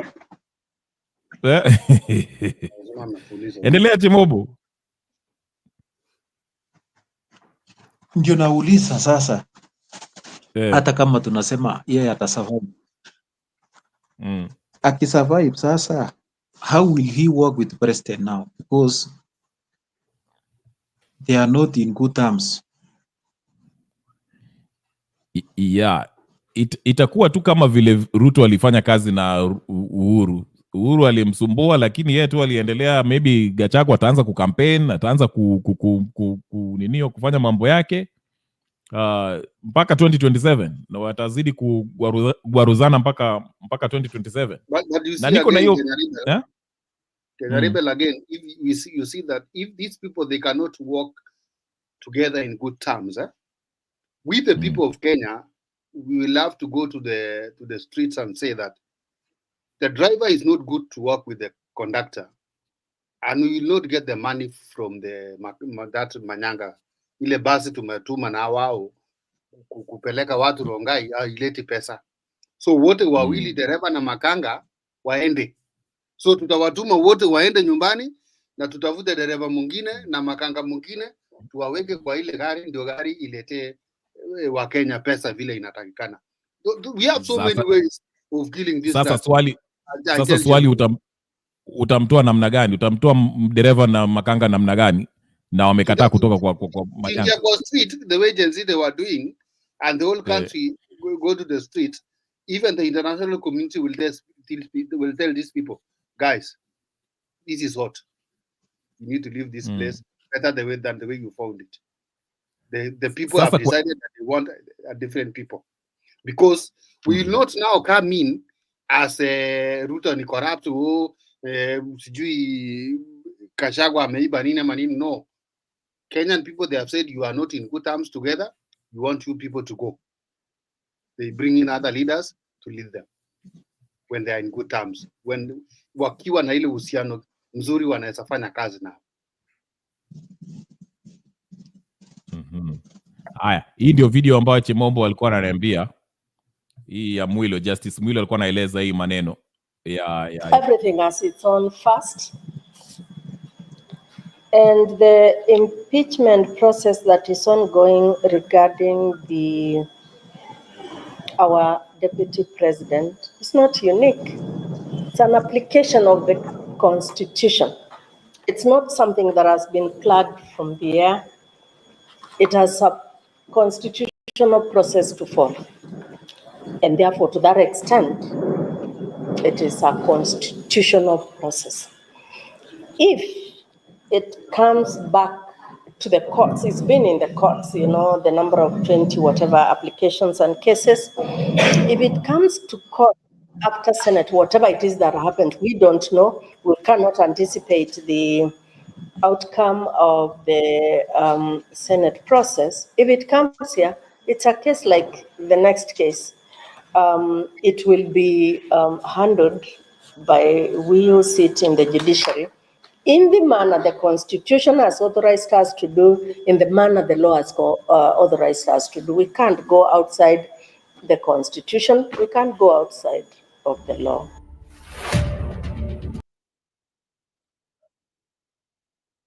Haya, maneno ni kama hayo. Nilikuwa nataka kumwambia Chimombo, maana alikuwa anauliza mambo inaenda namna gani. Nikamwambia haya basi mpaka wafuate katiba ifuatiliwe, sawa, ngoje mpaka Senate na National Assembly wafanye mambo yao. Wakishamaliza, halafu ndio kotini inaweza kuchukua hiyo kesi. Hawezi kuivunja tu hapo kama bado mambo inaendelea. So that is what I wanted to tell my good friend Chimombo. Sijui amepotea wapi, sijui ile kitu ile ninio yake imeendelea. There was something also interesting. Nataka nisikie maoni ya Captain Kip na Melchizedek. Kama mnanisikia bado, acha niwachezee ka clip fulani ya mmoja wale watu ambao walienda maandamano. Kuna jamaa Mwarabu fulani alianza kutoa maneno hapa, hata sisi nikashangaa alikuwa anasema nini. Haya, ndio hiyo basi, ngoja niwachezee. Here it Me have worked with Azimio, I know. Mimi niliona wale Maisraeli watatu ambao walikuja hapa Supreme wataunganisha Afrika. Yes.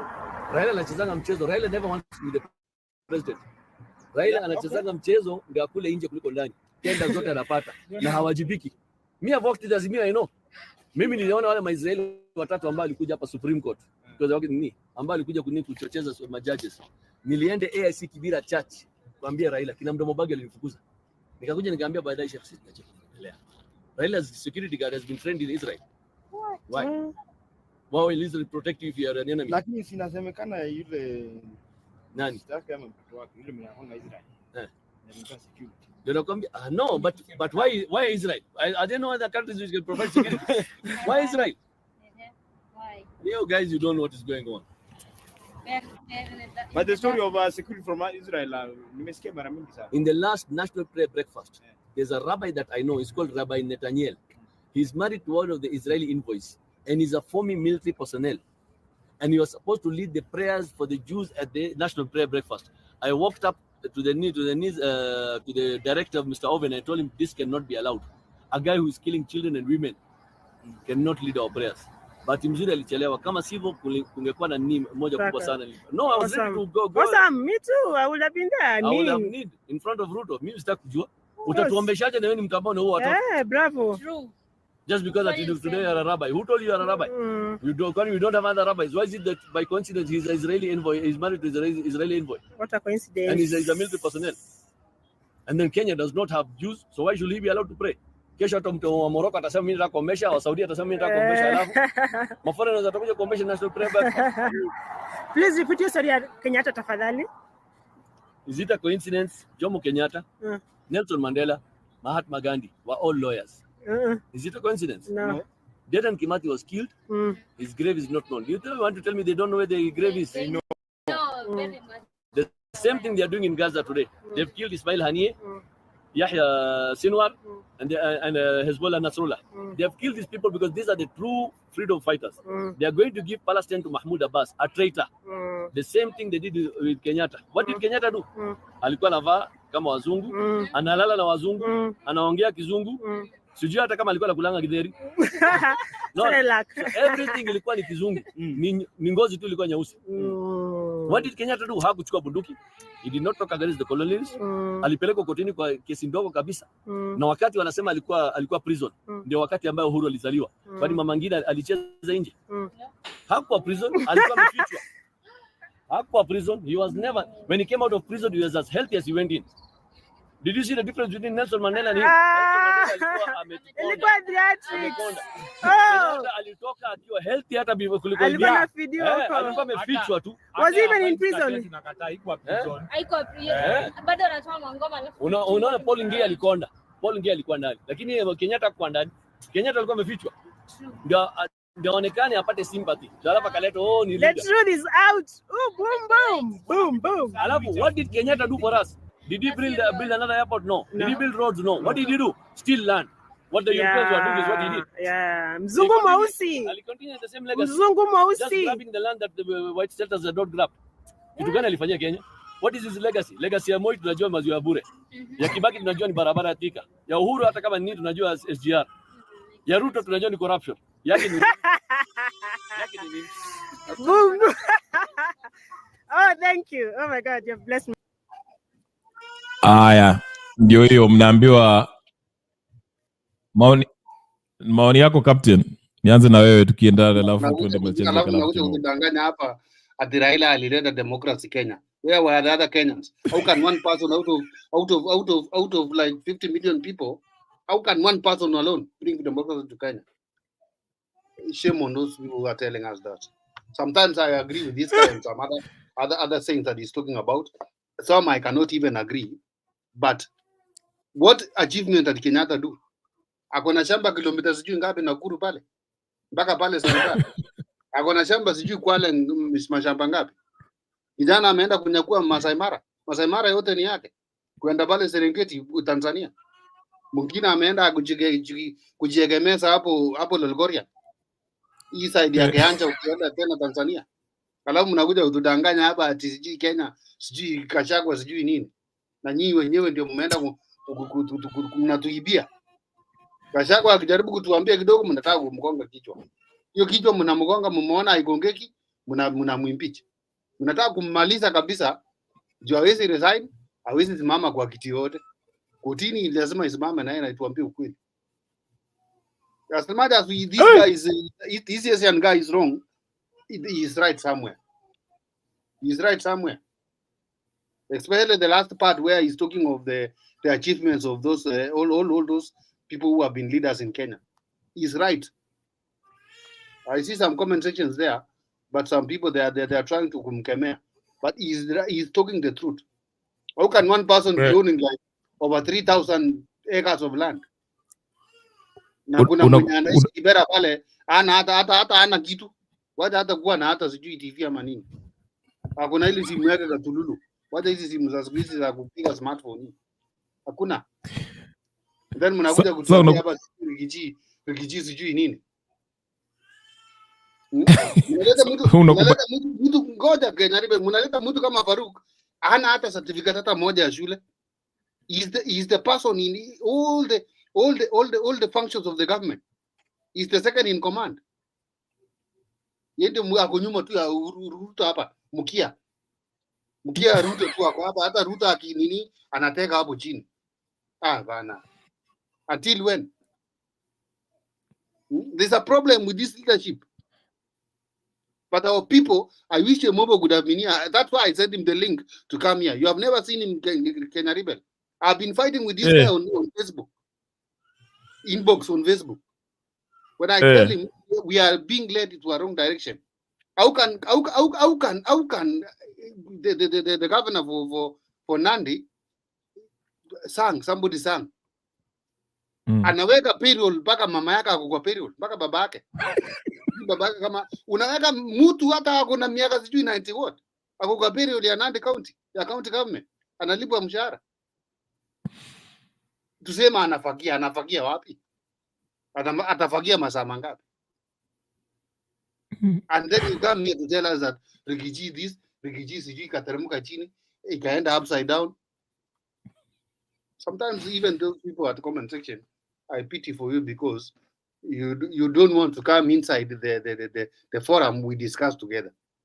You just write comments there. Kenya is very wrong. Not that William Ruto doesn't know that those things are happening in his own region. Things are happening, but they are murmuring down. Soon and very soon. Hapo KDF. Hii nini ya jeshi iko hapa Moi Barracks. Soon and very soon. Utasikia kuna shamba imeenda. And it is in the process. I'm telling you now. It is in the process. The other side of soul. No problem. Utapata tu hapa tu. Sio kwingine. And when we tell our people, those people that are having the same names like me, Kip, sijui Chep, sijui nani, unatusiwa hapa ni kama umeua mtu. And we are telling them the truth. We tell them the truth. They are still young, hawana watoto. But they don't know what comes after next. Watoto wao, what will they inherit from the country Kenya itself? Our people, they fought for it. Our parents, they fought for it. Now they are seated, wamezeeka, wanangoja waone vile tunaendeleza. Haya. Lazima nani huyu anasema nimekunywa kidogo. Si kidogo na kunywa mingi. Ambia huyu jamaa mimi huyu anijui ni kama hajai nijua huyu. I drink every day from morning to evening. Every day. Lazima. Huyu anijui. Melchizedek, hebu niambie wanasema Melchizedek kumemwacha sana bwana. Melchizedek endeleza hapo penye nasema nakuja. Ako Golgotha, hapo tuambie kama hata nilete moja kwanza. Hebu tueleze walificha Kenyatta. Anasema Jomo alitokea kama amenona, hakukuwa jela. Yes, kwanza amesema ametokea kama amenona. The same case with huyu jamaa wa South Africa. Nani huyu Mandela. Gandhi. Mandela. Wacha Gandhi. Unafungwaje hiyo miaka yote? Hakuna chakula. Wewe unajua mateso ya jela. Kenya Rebel. Unarudi ukiwa mzuri sana. Ati unatoka na unaita press. Ati now freedom. How? What is this hell za kitambo na saa hii? Because even some of us, we want to be arrested and put in jail so that when we come out, we release the Kenyan people to be free because our people have been captured. Oh, I sometimes we feel I don't know. Milosevic sijui kama amelala ama huko Golgotha ameshi. You know Kenya Rebel, even from where you are Kenya Rebel right now. I know you are there. Na umeona ile train ile inapita chini. Can you bring that picture? Leta hiyo taswira ya hiyo picture Kenya. Itawezekana tujenge ile train itapita chini underground. Mi hata sita trust mtu aijenge. Uliona hata kama building ilianguka hapo ilikuwa Kahawa Estate ama wapi? Leo building imechupuka tu polepole tu na ikaketi chini ikakalalia watu. Alafu tuongelee ati sasa tunakuja kuchimba underground train ipite. Our people. Hey, tusikie hii story ya nani? Hii story ya sijui Kisumu, sijui ni kuna mtu alichambua hii story. Uniambie vile unafikiria. Na kuna makelele huko. Poleni. Kuna mtu alikuwa anapiga hii story sijui ni.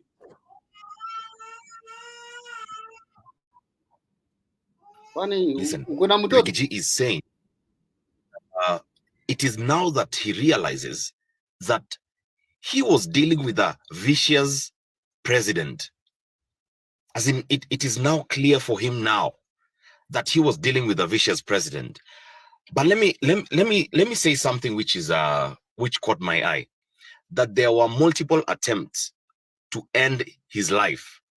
One of them which caught me was the one he spoke about, that he went to Kisumu. He had gone to Kisumu. So apparently, back in August, end of August, he was at a function. Okay, he was attending to his duties in Kisumu and all that. Then there were agents who are security apparatus agents who were sent to poison his food, and he was to be killed that particular night. Let me tell you, what if that is true? This is what it could have meant politically, because here in Kenya we are so tribal. This is what it will mean politically. A narrative would kama Rigiji angededi hiyo siku angededi Kisumu, a narrative could have been spilled along. It could have been promoted that Luo Nyanza people wanted Rigiji dead so that they can get the post of the deputy president. I am telling you, that is what will have happened. We are dealing with an administration which can only survive by dividing people. I've started seeing people online. There is a faction of Mount Kenya people who are blaming Raila Odinga for Deputy President Gachagua's, the former DP Gachagua's ouster. Now, the people of Nyanza again, most people, some people from the side of Nyanza are starting also to retaliate. Now, can I tell you where Raila Odinga and Ruto survive? They survive on politics of division. Time wenye wameona kwanza Wakikuyu na Wajaluo wamegawanyika vizuri. That is where their politics thrives in. That is where it thrives. Now, time yenye waliona watu wameshikana, hii time ya majenzi, time yenye watu wawili waliona watu wameshikana, they had to come together. And then now I can see why Rigiji was ousted, so as to bring a narrative of division. That is the first thing. Second thing, of course, Rigiji, of course, is not a person who you will always tell, do this. I've heard him saying that he's only been ousted because he spoke his mind, which to me, he looks like somebody who, it's true that he's a person who speaks his mind. But I can tell you, if Rigiji died in Kisumu that day, in his residence in Kisumu that day, where the politics could have been so bad. I think you can remember the rumors where last time, where when Uhuru was still the president, and his helicopter was to crash in Nyanza, I think in Kisumu again. Why was somebody doing that? Because they wanted to say, okay, they wanted to bring a narrative that a Kikuyu president has been killed in Nyanza. Now the politics of division ingeanzia tena, it could have been very fresh then. So let me tell you guys, hawa watu wenye wako online, tuelewane. Bro, you don't know what you are doing. Kama we ni mtu mwenye saizi you are like trying to divide, you're still trying to divide along ethnic lines. I have seen a certain lady here online akisema ati ana blame Raila for the impeachment of Gachagua. That even if Raila was elected and Martha Karua was the deputy president, the plan was still to impeach Martha Karua. Maze, mimi nimesikia hiyo nikasema enyewe, here in Kenya, we still have a very serious problem. And that serious problem, two communities, I mean nitawaambia, two. Ya Murima na Wamaziwa. Ni Wamaziwa ama ni nini? Those two people are the biggest problem in this country. Biggest. Because we can't move forward. We can't. Kama sio hizo community mbili, we can't move forward. It seems so. Yani vitu zisimame because of them. Everything should be about them, especially the Murima people now. They're now saying that they should never, ever, the Murima people are saying they should never, ever think about negotiating about the post of a deputy president. They should be negotiating for a president.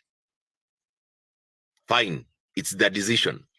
The people of the Waziwa, Waziwa, the Lakeside people, are also speaking. They are saying that, you are the ones who kept us in this situation. Yani, it's rebuttal after rebuttal after rebuttal. Wacheni ujinga bana. We are fighting one, we are fighting poverty. Two, we are fighting rogue governance. You know, as in, stop thinking it's about your community and everything. The times of communities, manze, wacheni zi follow ziishe. Ai, nyi pia mkona nini inaitwaje? Nyi pia ni kama mashetani huwa zinawasumbua.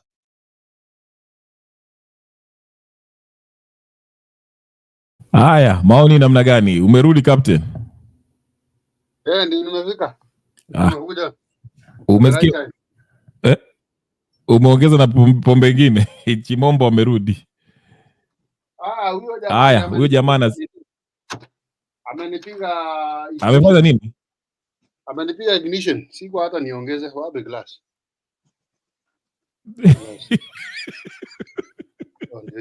Sasa nimesikia huyu jamaa ameongea hapo kuhusu deaths and of those PIPs in Kenya.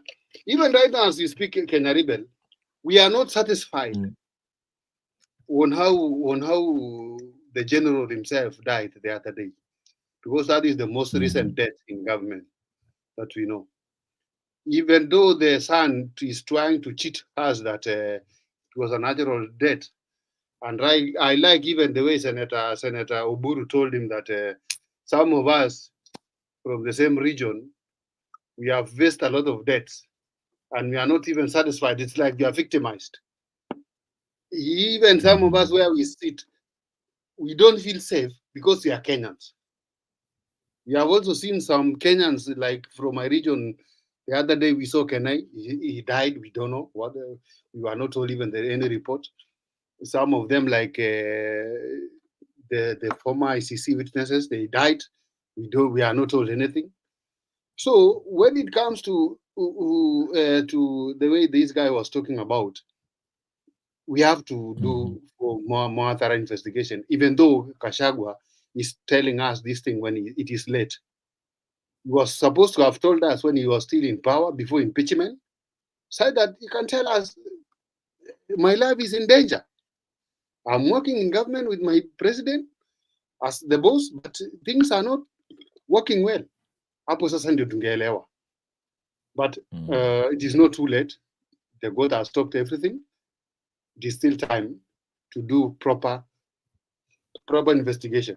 Even though that Rigiji himself is telling us that those are the people from NIS, they were coming to the room, they were coming where?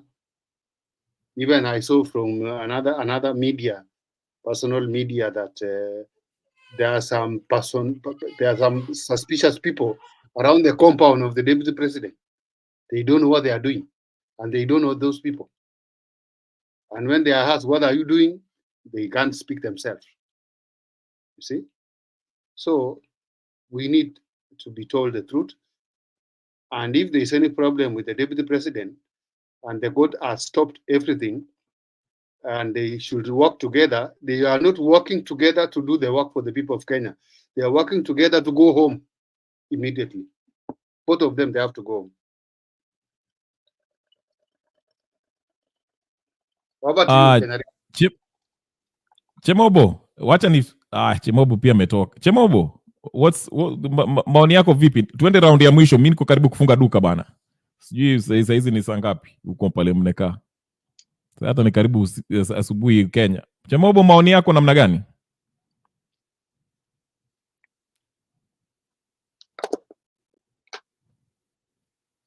Chemobo nikaa kuna shida na mtandao ama nini? Chemobo, I think shida iko mingi. Shida hii tu hii ya Gachagua hii kusupport impeachment. Sio ingine hiyo. Najua Chemobo, ndio maana nimemleta hapa. Ndio huyo. Maoni yangu. Mauliza maoni yangu. Ile swali ujue niko kasi. Ukiniona nikipotea hivi niko kasi. So ile maoni yangu naweza sema, cause kuna news nimeona, is it an MCA from Wajir or where? Northeastern, I think so. Mwenye alipotea almost 3 months now, but today amepatikana mwili yake imekuwa mutilated. So and I saw some comments, even it was jamaa alipotea hapa Enterprise Road. I think it is not up, si hapa Nairobi, alipotelea hapa Nairobi. Alipotelea Nairobi ni huyo. Hata ndaangalia tu saa hii. Sawa. Ndio nikashangaa, niliona kwa NTV ama wapi, nikashangaa watu watasema ni Ruto. So if mtu akikufa Kenya nao,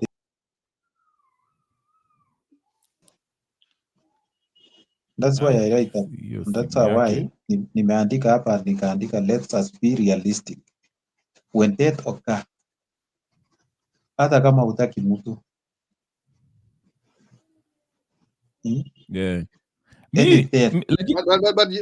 Jemobo, I have a question for you, Jemobo, before even you continue. I have a question for you. Do you allow me to ask you a question? You go ahead. Do you remember before the late Honorable Biwott, what he told William Ruto as far as the positions of the government concerns, especially the VIP positions, and as we go down?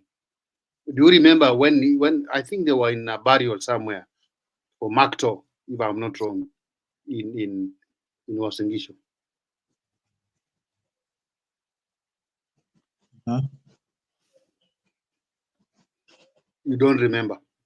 But Biwott aliambia Ruto akiwa burial ya Makto, akauliza sisi tuko nyuma yako, na akasema we as Kalenjin, if kama tumenominate mtu tuna nominate na tuna support mpaka mwisho. Akauliza ikiwa Moi mwenyewe we nominated and we supported until so it is like Ruto vile hata alisema kwa Kikale ati Nduma haezi kaa wawili kwa mamoja, so at least we are Kalenjin, we are not nominating two bulls at the same time. So your question in a relate aje na about these dates. Okay, very good.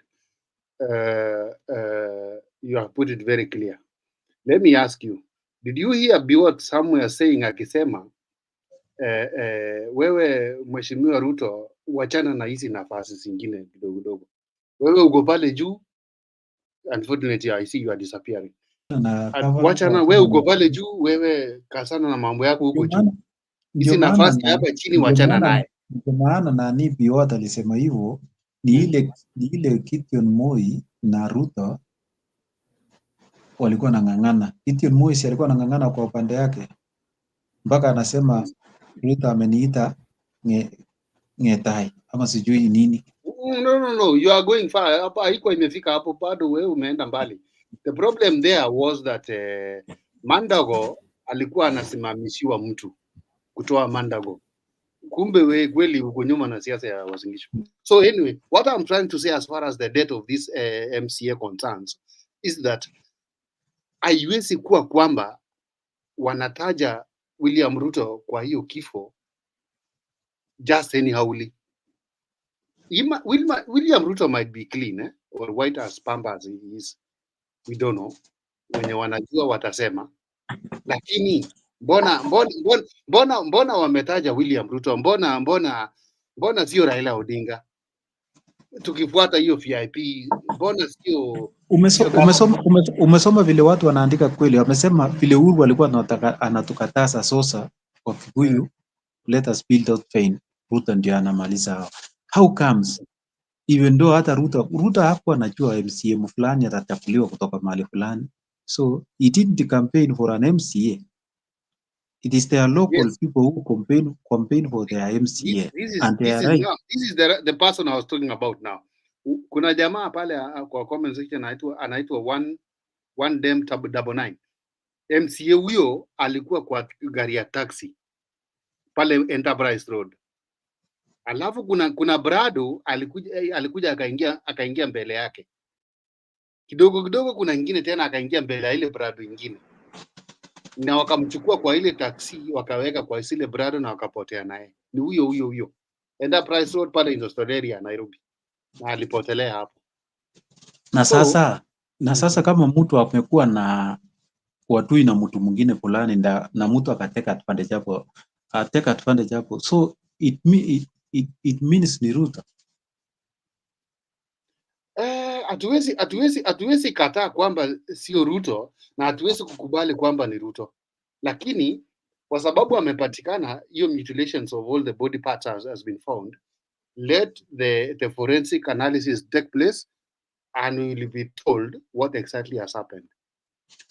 So ni kama tunakubali tu kila kitu, hata kama leo nani huyu Kashapa amesema nilimejaribiwa kuua na president anatumanga watu kuniua.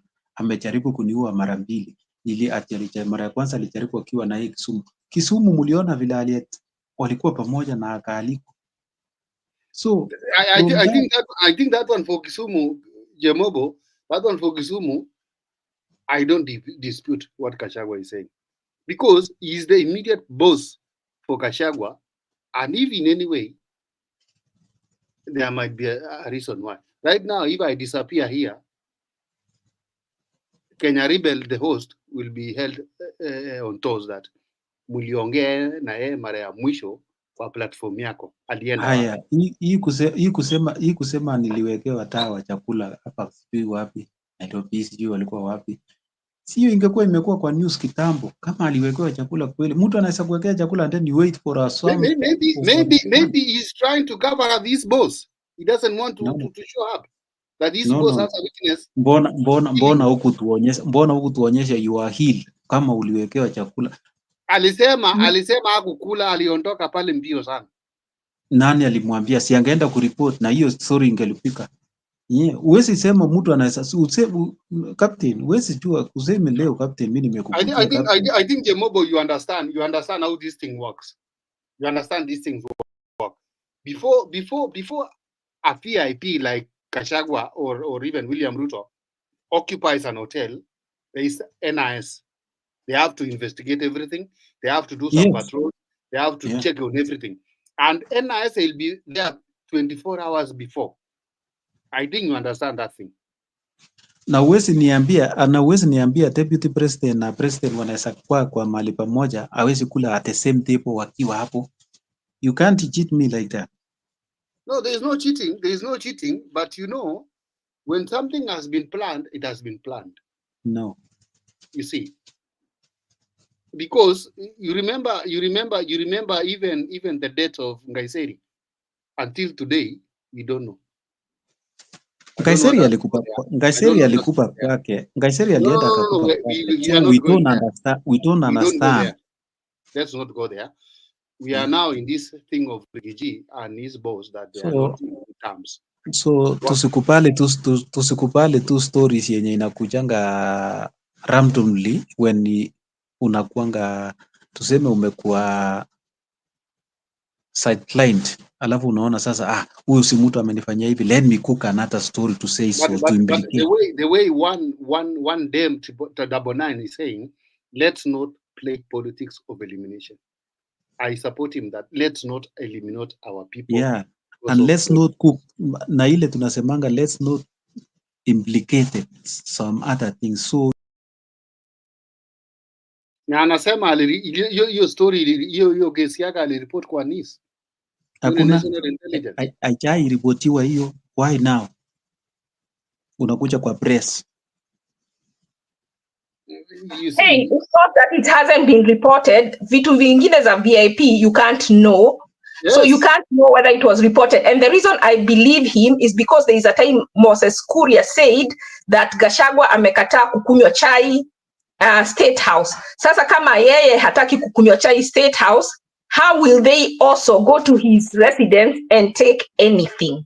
So now it makes sense. Sasa hizi ni zile zinaitwa secrets anatoa nje. And because of that statement that Moses Kuria made, then I know there was something going on. Very good, Ashley. Thank you for coming in.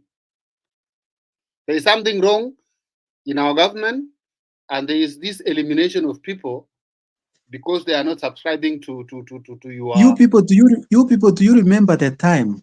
Anaitwanga nani? Huyu anaitwanga mwenye alisema Uhuru alikuwa anataka kuua Uhuru. Ati ndege ilifika wapi ikarudishwa Kenya. Something like that. It was Paul Lipondo. Akiwa kwa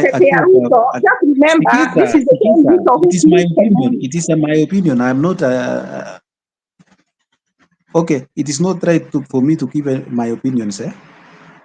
No, it's right you give your opinion, but Jemobo, let me tell you this thing. So how I should question me? Why Ashley question me, or why Ashley attacking me by saying I'm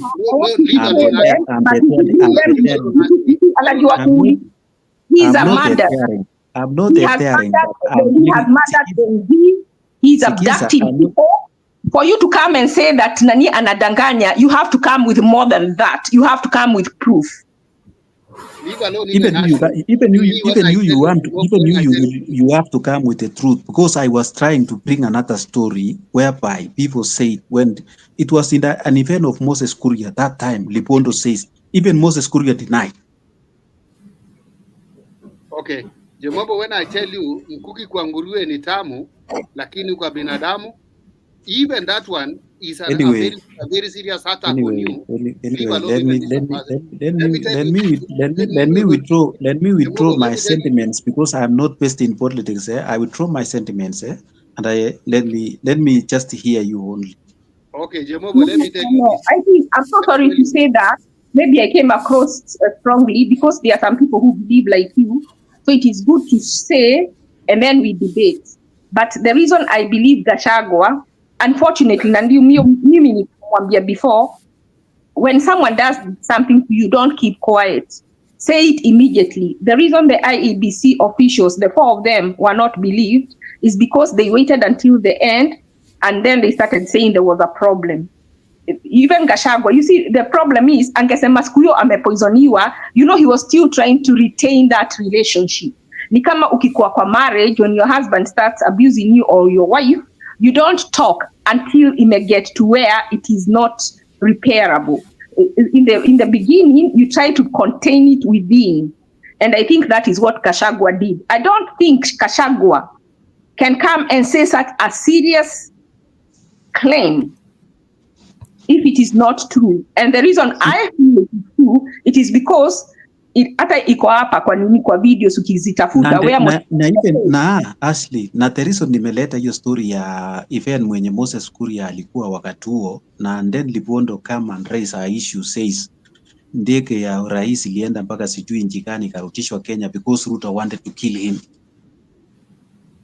I don't know about that, so I'm going to continue myself on Gachagua. And the reason I believe there was poisoning going on, so if it is not by Ruto, by Ruto's men, is because Moses Kuria brought this. Ulikuwa nauliza kwa nini akusema until now, so he's at this ground.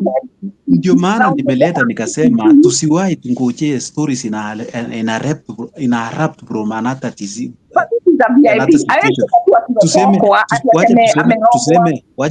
Wacha niseme hivi, kama Gachagua angekuwa impeach, Sisi kuna mtu goje hata kwa nini kwa relationship you don't go even if it is a boss, you don't immediately akifanya if it is a toxic relationship, it's a toxic relationship. I can't The second time he was poisoned, he reported to the police. The second one the first time I think he didn't, but he said the second one when he was poisoned in Nyeri, he have a statement filed with the police. Now the reason I believe him myself is because Moses Kuria one time hakusema what was going on, but walisema alikataa kukula State House. So he said kama yeye haezi kula State House, hata hao wakienda kwake hawatakula. And that video is available if you want it. Let me say this, Jemobo and the other panelists. Gachagua from Mount Kenya and Oscar Sudi from Uasin Gishu, Eldoret, and we have Ledama Lekina from Narok. And then we go to Mombasa, we have, let's say, even Muhammad Ali, the member of parliament. We go to Garissa, we have like Adan Duale, and then we just go straight to Samburu. We have this Kole Korere, this woman, madam. All these people, they are Kenyans, and they are our people. Same case when we reduce this VIP thing to ordinary people like me, Captain from Uasin Gishu, and then we have Wanjiro from Central Kenya. We have another person from Masai, Samburu, Garissa, Turkana. We are all Kenyans. We have to balance this issue in a way that what if it happens to me as a Kenyan? What will be the cause? Let's not take the power in a way that because it is our son, William Ruto, is in power, we protect him while we see him that he's doing the wrong thing. You see, what if now Raila was the president and William Ruto was being poisoned? And William Ruto has come out very clear that my boss, Raila Odinga, I'm being poisoned in this government. Tell me, Jemobo, how was English could be? Yeah, I think even that young man that I was playing his video, he's mentioned something about Uhuru Kenyatta, kuna siku sijui ndege yake ama helicopter ilikuwa inataka kuchapwa, almost went down in Kisumu or something like that, huko Nyanza, and it was in his view, it was like that. Alisema wakati Liponda alisema Kisumu, tena akasema sijui alikuwa anaenda nchi gani, akafika sijui Tanzania ama sijui wapi, ikarutishwa because of we are okay with that. But are you balancing the equation that we are all Kenyans? We need our rights. Yeah, the point I was going with ile ilikuwa nataka kuweka ni kuwa hiyo ilikuwa inataka kufanywa hivyo, alikuwa anasema hivi, hiyo ndege ingeanguka na Uhuru angekufa hapo Kisumu, ingeleta vita kati ya watu wa Nyanza na watu wa Mount Kenya, kwa sababu ingesemekana the narrative ingekuwa ati rais amekufa huko, ameuliwa na watu wa Kisumu na Wajaluo. That's why he was making the point. I think hii issue ya kusema ati kwa nini Gachagua kusema nini vile alikuanga kwa serikali, Gachagua angekuja mapema aseme ati waziwazi, aseme ati they try to poison me, that can also destroy, not only inaweza kuleta nini tension at that moment, UDA, Kenya Kwanza, whatever the case is, na pia ingeleta tension between the Kalenjins and the Mlima. So maybe this, I think it was Ashley or somebody who said, ndio maana hizi vitu zingine zikifanyika, they don't immediately come out and say it in the public until now that sasa nani maybe deputy saizi ameona okay, huyu jamaa anataka kunitoa, so what do I have to lose? I might as well reveal all the secrets. Come by and buy, but ukweli, yeah. Not only that, unaona sasa amemtolea security, unawezaje jua amemtolea kwa nini? Yeah. Yeah, kwa security na wacha nikuambie, kwa security once alikuwa impeached, it is in our constitution, if you are not holding any office. But he is holding office because the parliament has stayed that impeachment. So he has ndio na sahi ndio nimekuambia kwa sababu ya kotini imesema sasa si ati nini, but the time aliimpeachiwa, so that's the time everything can change. No. The time he was impeached, there was already a stay order from Kirinyaga, which had said even though the whatever action they take in parliament, nothing should be done until the 24th of October. So the order was there even before the impeachment. Which is now has been moved up to 22nd of October, which is on Tuesday. Si kotini ilikataa kusimamisha kudebate kwa parliament, tena ikaenda Senate, Gachagua akaenda pale akitaka kusimamishwa, akasema kotini ikasema hatuwezi simamisha. But walisema kuna hiyo, what is it being called, that order from Kerugoya that put an injunction or a stay that whatever action they do in parliament, there is no action that can be taken against the deputy until the 24th of October. So he should not have had his security removed. So let us umesikia Gachagua amesema nilitolewa security nikiwa nimepelekwa Karen akiwa mgonjwa, akiwa Senate ni Senate vile iliangushwa on that night. And when it comes to someone's health, we better err on caution. When it comes to health, instead of ignoring someone and then something happened to them, we better just err on caution until it is proved that it's not right. Yeah, so in short, Ruto is a murderer. Of course he is. He has been killing I know actually you can say like that.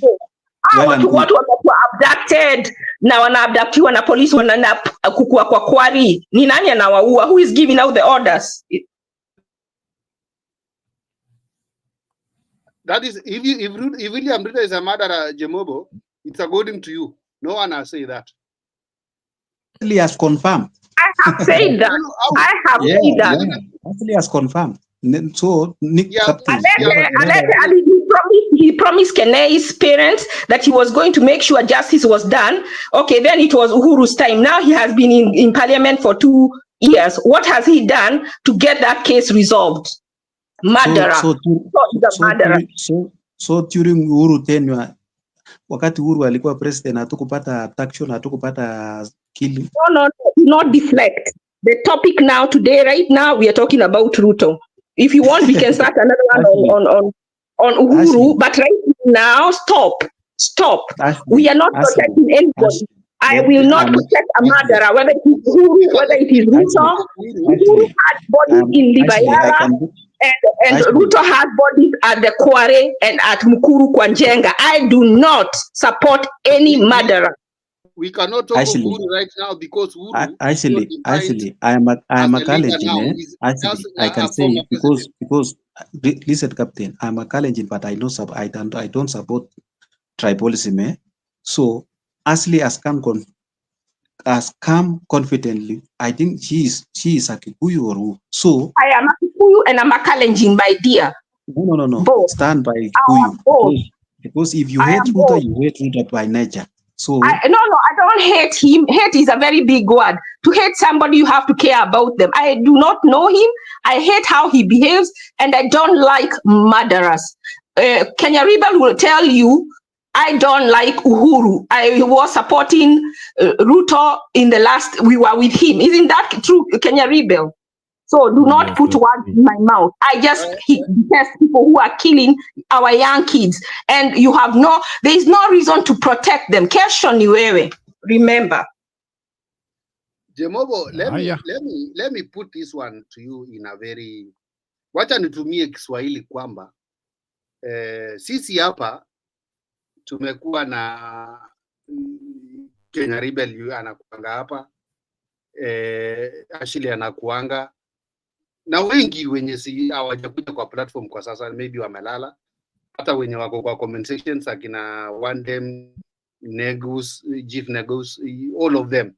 We've been here before. Jemobo, I invited you, nimekukaribisha ndio uelewe kwamba siasa vile inachambuliwa na vile Wakenya wanataka sio vile mambo inatendeka pale. Hawa ni watu wako very much well informed. What they are saying here is what will happen even tomorrow. Even some of the things that are happening in Kenya right now, according to the constitution, you will hear them speaking here, and thereafter you will see the parliament discussing, picking from what you are talking here. It's only you, Jemobo, that aukujangi hapa oftenly to hear what our people are saying here. Even some of Let them. me tell you, Mobo, I was in a think tank that Ruto used to come in the backyard, in a StreamYard yard, and he would listen to our what we were advising him to do for the government. So I am not tribalist. I contributed to him being in power. I was in a think tank for UDA, me and some other people.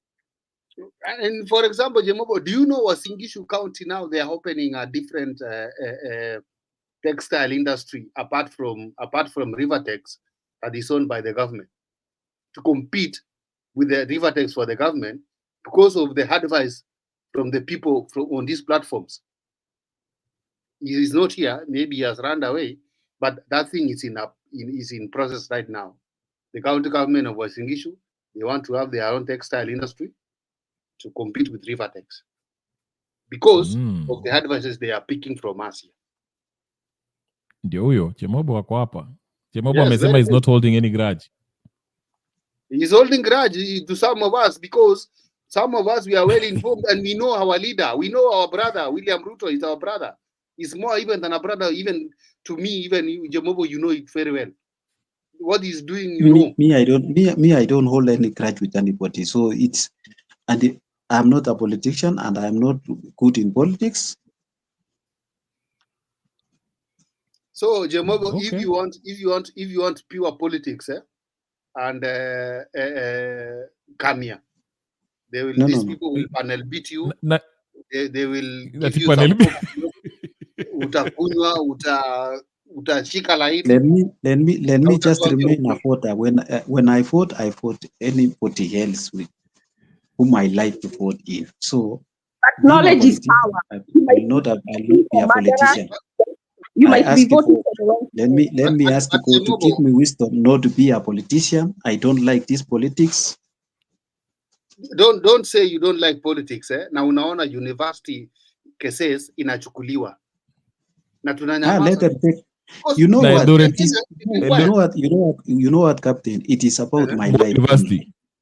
There's nobody assisting me. What I am doing now, nobody can know what Jemobo is doing, what Jemobo eating, what Jemobo wears. Even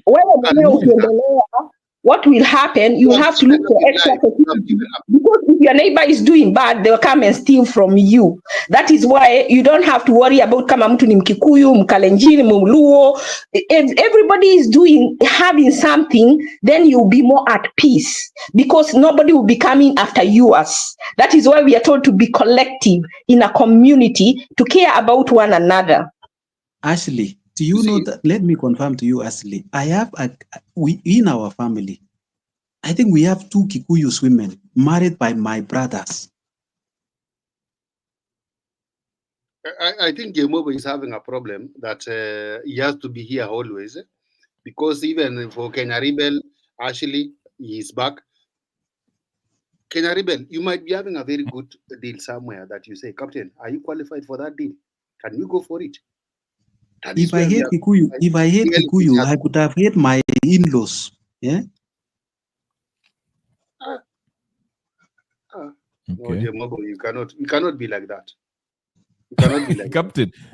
You know, it's ignorance ndio inafanya to hate somebody from another tribe. I said here, and I'm going to repeat, and we all know if we sit down because we are intelligent enough, at least to that level, uangali awa Kikuyu, okay, sometimes watu wanasema, Wakikuyu wapatie wengine chance. Na huyu mtu amelala njaa. Huyu mtu amepeleka nini, their family is in Saudi Arabia. They've left their young children. These women who are going to Saudi Arabia leave their husbands who look for other women or even get other, yani their livelihood is gone because they are slaving themselves to afford to take care of their children. So that Kikuyu leader or elite, then that Kikuyu normal raia are not the same. They are in different worlds. And then una hate the whole tribe. And the leader wants you to hate the whole tribe because that whole tribe is his army of protection. So our ignorance makes us hate each other, but we are not the ones reaping the benefits. It's our leaders, it is our kingpins, and our kingpins want to use us as slaves. We are wewe unini uyo leader wako, wewe ni slave yake ya kufight another kingpins party so that they can have power, so that they can live well, so their children can do anything and whatever they want to do, while your children can only do what is available, which is being a slave, which is kazi ya mjengo. Is nani huyo Shalin Ruto anafanya kazi ya mjengo? No. She's coming here forcing her Kenya is for all of us, and the leader doesn't come from 2 tribes. I support leadership to come in all tribes, not even Kalenjin and Kikuyus only. It doesn't matter. So, we shouldn't even be talking about tribes. And that's why I said we are ignorant. The leadership should come from who is qualified. If like the Kalenjin, when they go to run, most of the number 1, 2, 3, 4 come from Kalenjin because they have the skill. So if we go to the election and the president and the vice president are both Kikuyus or Kalenjins or Luos, it shouldn't matter because what we should look at is substance. And that is why when we go to racing, we don't say we will not allow the Kalenjin to lead all the time. We need other tribe. No, it should be about substance, not tribe. And that is where we get that taken out of our minds. We know that we should go and hire the most qualified. Kama hiki to your AU to lose because we did not put the most qualified. We went with our nonsense because PLO would have got that seat first day in the morning, yet we put Raila Odinga there. Tulipeleka ujinga yetu on national stage, and that is why we will lose that seat.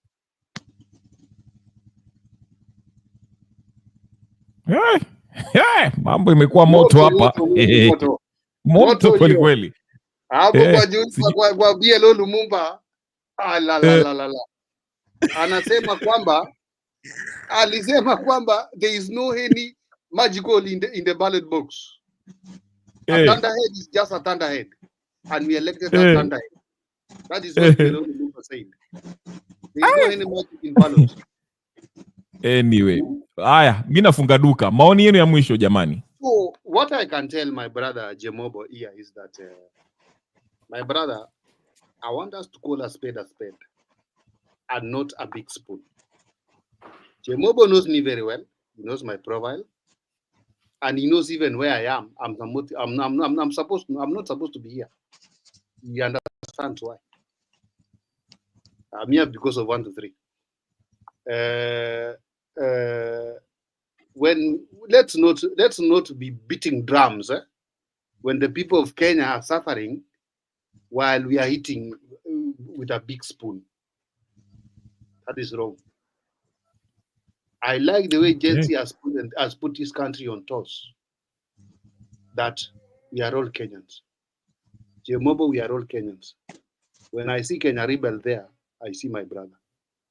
When I see Uche Mobo, I see my brother. When I see Ashley there, she's my sister. I don't know where she comes from, whether she's a Gikuyu, whether she's Kalenjin, whether she's Masai, whether she's Oria, Mukamba, I don't care. Bora ni Mkenya. Hiyo ni kama dadangu. I'll feel say when I'm in Muranga, I build my shop there and I put my shop and have some goods I am selling to the people. That is Kenya we want. I'll feel say when I go to Kisumu, I take my mursik there and mahindi, nafungua duka yangu nauza mahindi yangu na mursik pale polepole. Sina maneno. Kenya Rebel akikuja namwambia kombe moja ndio hiyo bro, onja iko namna gani. Naye ananipatia samaki, peleka huko juu kwa mlima. Maisha inasonga. Si mambo sijui ati sijui nilikuwa kwa hoteli ni kama chakula yangu iliwekwa sumu. That is beyond our control. It's beyond our control. I need when I go to Masai Mara pale nikiwa Sekanani naletewa nyama yangu na Masai. Nakula nyama yangu mzuri. Naingia kwa park pale naangalia wanyama natembea na wacha tax pale wanapata yao. Lakini mambo ya kukuja hapa sijui tuimpeach, sijui tufanye nini. Unatuambia tuimpeach, unatuitia mpaka public participation ambapo hatukupatiwa results ya public participation, and then again you send members of parliament to the parliament for sitting allowance. Now we are in Senate for sitting allowance, and everything is taxpayers' money, but we are not looking on that. Tunaangalia tu nani ndio president, ni wetu William Ruto. Sasa tukiweka mjaluo pale, wajaluo wataangalia ni wao pia wanakula wanamaliza. Kuja tuweke Masai, which is impossible to change from one tribe to another one. As Ashley has said, we cannot deny you presidency because of a tribe. No, when you qualify, you are qualified. We have to call ourselves a meeting and take Kenya to be a country that all we want. Not all animals are the same as by the George Orwell novel. Mnapeleka wanyama wengine ikuwe tofauti Kenya. I think the animal farm is defining the politics of Kenya very well. All Kenyans have to read that book. They are all equal. Don't divide Kenyans through the George Orwell novel. It's a problem. And but we have to accept that it's a problem. Chemobo, niambie maoni yako ya mwisho. Sasa Chemobo na okay, ndio huyo amerudi. Chemobo. Mimi sina maoni tena bwana. Closing remark. I don't have anything to say. It's only what I will say. I'll say thank you everyone. Let me know I'm not holding any grudge to anybody. We are all equal in God. We are all Kenyans. We are all brothers and sisters. That's the only thing I can say. You will tell him what time you are coming always. What time? Always. What budgets do you have? Yeah, of course. Saa sita na nusu Kenyan time. Kama utakuwa ninio weekend itaanza mapema kama saa 2. But Chemobo, thank you for joining us in this discussion. Pia Captain, asante kwa kuleta Chemobo hapa. Sijui yule rafiki yako mwingine uliwacha wapi siku hizi ya kuji. Ulimwingilia hata online ni kama amelala huyo. Okay, ni sawa lakini Chemobo sasa ndiye angetuambia ukweli ya wasingisho vile iko.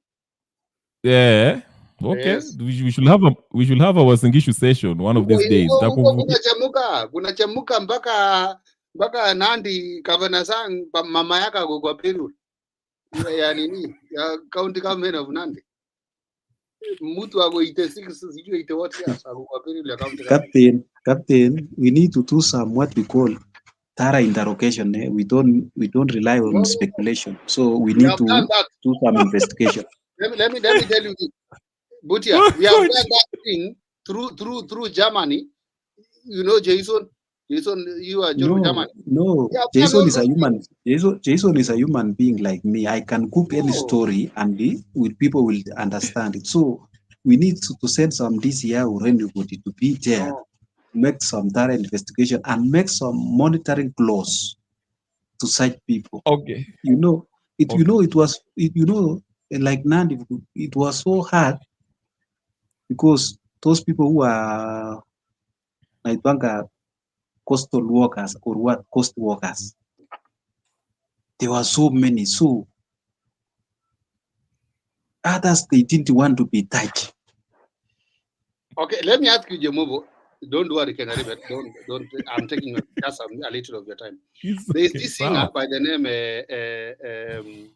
from Mount Elgon. What is his name? Kendagor. Kendagor is not from Mount Elgon, Buena. He's from where? Kendagor is from Kaplamay, Transoya, even Nandi. Yes, very good. What is he doing in a barrel of Nandi County? What is he doing? Ako kwa payroll wewe uko na evidence, Captain. Yes, I need that one. Give me time, Kenyaribe, give me time tomorrow. I'll give you everything. Yeah, that is the thing. Okay, Kenyaribe. While you are here, I was just saying that we cannot rely on speculation. We need. Okay, I'll give the evidence. Jemobo and Captain on Wednesday tufanye Wasingishu session. Wednesday ni mbali wewe. Tunafanya unataka kesho. Umeenda wapi? Kesho basi. Kesho saa 6:30. Jemobo utakuja? I'll be there. I'll be highly present. Wednesday. Oh, amekatika. Nimesema let me get it from my other panelist, Captain Ray, from Wazingishu. Then I'll let you know. It's only that wewe sasa una contact yako sina. Lakini una flash. Nilikupigia simu. Okay, niambie unaweza kuipata lini ndio tukue na session? Monday or Tuesday? Lazima nitafute ya asubuhi. Ambapo in like 1 or 2 hours from now. Then I'll let you know. You know, what, Captain? Captain, you know what? It is like the other time you gave me a story when I do investigation. No, bro. Even me, I did all the investigation. Haikuenda vile ulikuwa unaniambia. You remember that story? You remember that story? Sisi ni watu wa media bana. Sawa? Ni sawa. Hata wewe ukiona kwa media iliandikwa hivyo. So now that's why I'm telling you, let us not rely on speculation. Let's do our investigation. Captain ameogopa. Sawa, on Wednesday ukikuja tutaongea mambo ya Wasingishu. Ulete chapter anaitwa nani? Chapter Ray. Yeah. Chimobo ukuje on Wednesday saa 6:30 ukuje. Chimobo nampea link. Kaptire pia nampea link. Lakini Kaptire anatakanga kuna siku yake hapo free alikuwa amenipatia, kuna masiku alikuwa amenipea but sijui ni siku gani. So nda confirm kwake alafu nitakwambia. Sawa, tujue hiyo maneno na yule mtu aligonga ile ninio restaurant ya Oscar Sudi, niliona iligongwa hapo na gari sijui aligongea. Hii jamaa Timbokso. Nitatafuta yeye jamaa Timbokso hii. Huyu jamaa aliongea bwana kama unaona Wazingishu ni London. Captain ngoja shikilia hapo. Acha nipatie Ashley toe nini yake ya mwisho. Ndio nakwambia on Wednesday kuja hapa na nini evidence Wasingishu. Hata ukitaleta hata nani hata Tarus atakuwa hapa. Unitafutie Tarus akuja hapa. Ashley, your closing remarks. Najaribu kutafuta na link yake nione vile naweza muingiza kwa link. Okay, leta Tarus hapa atuambie mambo ya Kenya ni home ni namna gani. Haya, Ashley, your closing remarks. Natuma mtu mpaka nyumbani, najua kupaka kwao. Okay, fanya hivyo on Wednesday basi. Nitakupigia simu. Mimi ni Mkale pia na nimetoka Wasingishu. Anyway. Okay. Umetoka Wasingishu? Kila mtu ametoka Wasingishu. Wapi? Mimi nimetoka Chepkoilel. Ndani kabisa. Oh, really? Ngoja ndani ni wapi? Dai we, Chepkoilel hapo karibu na ninio campus hapo nini inaitwaje? Hapo karibu na ninio Moi University. Sawa, wapi hapo? We, wacha mambo mengine. Hebu acha endelee na unataka atumiwe nini? Mtu akanyamkago alafu unatanganya nani hapa? Sikia Captain, ukienda kama unaenda ninio E10, ukipita hapo karibu hiyo university hiyo barabara hiyo Chepkoilel kama unaenda E10. Chepkoilel uendi E10. Unaenda unapita Kiangale. Unaenda Kiangale Cherang'any. ngoja. Ukienda kama umetoka downtown Eldoret na unaenda Chepkoilel, campus is on your left, si ndio? There is nothing left. Ukiendelea mbele unaenda wapi? Sasa let me give you uongo, nikupe uongo mzuri ile utakuwa unatumia. Na sisi hapa wajinga wenzako peke utakutana na wao. Sasa utakuwa unawadanganya hivi. Sikiza nikwambie. Shikilia hapa. Shikilia. Wacha tupatie Ashley wewe. Wewe nikikuweka hapa utaniweka mpaka saa 6.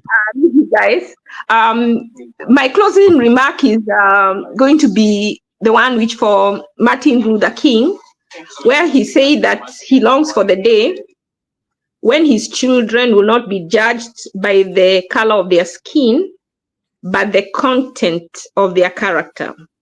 So I do hope, my prayer is that Kenya will get to a place where we will not judge each other from whatever tribe we come from, but by the content or the substance that we have. And I know we'll get there because we have been successful in doing it as far as religion is concerned. So I am so sure that we can do it where tribe is concerned when we remove our leaders from the picture, because it is them that bring tribe to divide us and to make us hate each other. And this is, as Elena Roosevelt said, with the new day comes new strength and new thoughts. That's my prayer for Kenya. Very nice. Nicely put. Yeah, thank you so much. Captain, ulikuwa unataka kusema nini juu ya uongo yako ya sijui ya Chepkoilel? Nataka kukueleza vile utakuwa unadanganya watu. So ukitoka Eldoret, unaelekea Iten. Utafika junction inaitwa junction 2. Jina yake tu bado ni junction. Lakini hiyo junction ni junction ya kuingia Chepkoilel na kuendelea kwenda Iten. Sasa wewe ingia ya Chep. Hata taja tu jina Chep, naenda Chep. Sasa Chep tu utaenda like 5 kilometers umefika university. Basi ukiendelea from there kuna Sogomo, hiyo ni town center ya university. Sogomo, enda Miti Moja, enda Kuinet, enda Kabrubu, enda sasa nyumbani kwetu mimi. Elekea sasa. Wacha nikuulize. Lakini ya Kitale, Iten ukipita Iten unaenda Kitale. It's like one. Sasa unaacha kwenda Iten. Iten sasa ni ya kuelekea Kabarnet. Umeingia left. Wewe mambo yako hata yate. Utaona tu vile nakueleza Google. Ai suru. Haya, hii unaingia Chepkoilel bwana. After Chepkoilel unaenda vile amekuambia, and then Siwa, after Siwa unateremka chini. Ufiki Siwa, ukienda university ufiki Siwa, university ni hapa nyuma tu. Si ndio nilikuwa na direct hiyo jia. Anasema ukipita university ndio unafika Siwa. Ukipita university ndio unafika Siwa. And then Siwa. Sasa Siwa hapo ndio nilikuwa nimekaa. Kwanza wacha Siwa, Miti Moja. Sasa Siwa hapo ndio nilikuwa nakaa hapo Siwa hapo. Captain, unasikia? Ulikuwa unakaa Siwa pande. Unajua huyu jamaa anajaribu kukaa Siwa pande gani? Maswali mingi. Umepita Kaburu. Siwa tu hapo. Siwa pande gani ulikaa sana? Unajua Siwa kuna Siwa mara mbili, kuna Siwa Sirikwa na kuna Siwa Machine. Siwa Sirikwa huko hapo. Kamili. Captain, Wednesday utakuja. Mtakuja on Wednesday. Wednesday nitakosa kweli mimi. Hata ukinitumia nini? Ala. Nitakuwa online vibaya. Haya, Wednesday nitakuwa hapa basi tu ulete nani? Ulete Kitarei na Chimobo pia kwa hapa. Chimobo, hebu usitoke kabla huja subscribe na ulike hii video. We Captain, umesubscribe kweli? Sasa hiyo ni nini unaniuliza? Wewe unakujaga hapo unanigombeza kwa comment section. Ai! Lakini nyinyi saa nyingine unaongea kwa comment section, unaongea sijui, unaongea hata samadi si matope, unaongea samadi. Hakuna vile nita subscribe tu, nimekuja na YouTube utaingia nini? Utaingia na YouTube. Kuna pale subscribe. Hii ni StreamYard. Yangu ni StreamYard. Oh yeah. Mostly wanatumianga Zoom, lakini Zoom inanipea password hiyo nini. Haina Zoom. Hii haina ninio. Hii tu unaichapa tu hiyo ninio na Okay. Sawa basi. Nimeshukuru mmekuja mkani. Uko Shakahola iko aje? Sijaenda Shakahola, sijui kunaendelea. Maybe Shakahola imefunguliwa leo. Niliingia niliweka parking vibaya sana. Nikakuja nikapata uko online. Nilienda hivi nikaweka black and white bana. Hakuna mtu hata ananirecognize. Wewe ingia huko wakakugonge kidogo. Peleka Sasa nafikiri pastor ameondoka. Wewe unataka kuingia, wewe umependa za zile pastor yako. Pastor bwana, hawezi niingiza huko. Peleka Chemobo huko uone vile itaenda. Wacha niingie huko nipatie Chemobo link saa hii. Wapi? Ndakupea link tu, wewe relax, ndakutumia link. Haya, wacha niwaache. Sawa, asanteni. Kenya Rebel, now we need to be serious on these things, And Kenya Rebel, again, I want you to bring people like Ogola, Professor. We had Professor on the other platform. Yeah, lakini sasa mimi sina hiyo connection. I'll talk to Brother Benson or Mark, and then we can see Brother Benson, if you can bring in Ogola in a different topic, especially when it comes to the impeaching of the deputy president, because the other day alikuja na hiyo mambo, tulikuwa na hiyo mambo ya Adani and all whatever. And I don't know which other leader can agree to discuss with us. I've tried Babu Owino, lakini nimeona Babu Owino yeye amenunuliwa sana na Ruto. Ndio umeona amenyamazishwa akiambiwa atakuwa governor wa Nairobi. Unaona sasa hiyo ongea. Ndivyo by the way. Amefinywa amenyamazwa wende governor Nairobi nyamaza. Nimejaribu sana kuongea na yeye, anasema no bana. Hata hataki kujibu messages zangu. Wachana na Babu Owino bwana. Babu Owino amepitia maneno mingi. Maybe atakuwa governor 2027. Ni governor huyo ni governor, of course I know. And unafikiri atatoa nani? Atatoa Sakaja? Unauliza? Bado unauliza? Zaya. Si Sakaja ashapatia nani baba pesa? Nani? Sakaja ashapatia baba pesa. Baba hata hakuna impeachment. Sio baba anafund nani? Mwenye anafund Babu Owino ni Ruto. Ngoja utaona. Mark my words, I can Rebel. Na utaniambia kweli ulisema ukweli. I'm telling you what is there. Litakuwa hapa. Tutaona na tutachambua hiyo maneno. Wewe leta ile siku hapa akaepa ama ilikuwa wapi? Ilikuwa ile ilikuwa Zudi. Zudi alikuja kidogo hizo akachungulia akaona hapa ni moto. Akaenda. Unaona? Sudi ni kama nani Sakaja vile aliolo Torongo akimaliza Mutuze. Akapanda ndege. Nasikia alikuwa Santorini. Lakini nyinyi wa Kenya bwana, mbona mko hivi yake Kenya sasa? What is wrong with Kenyans bwana?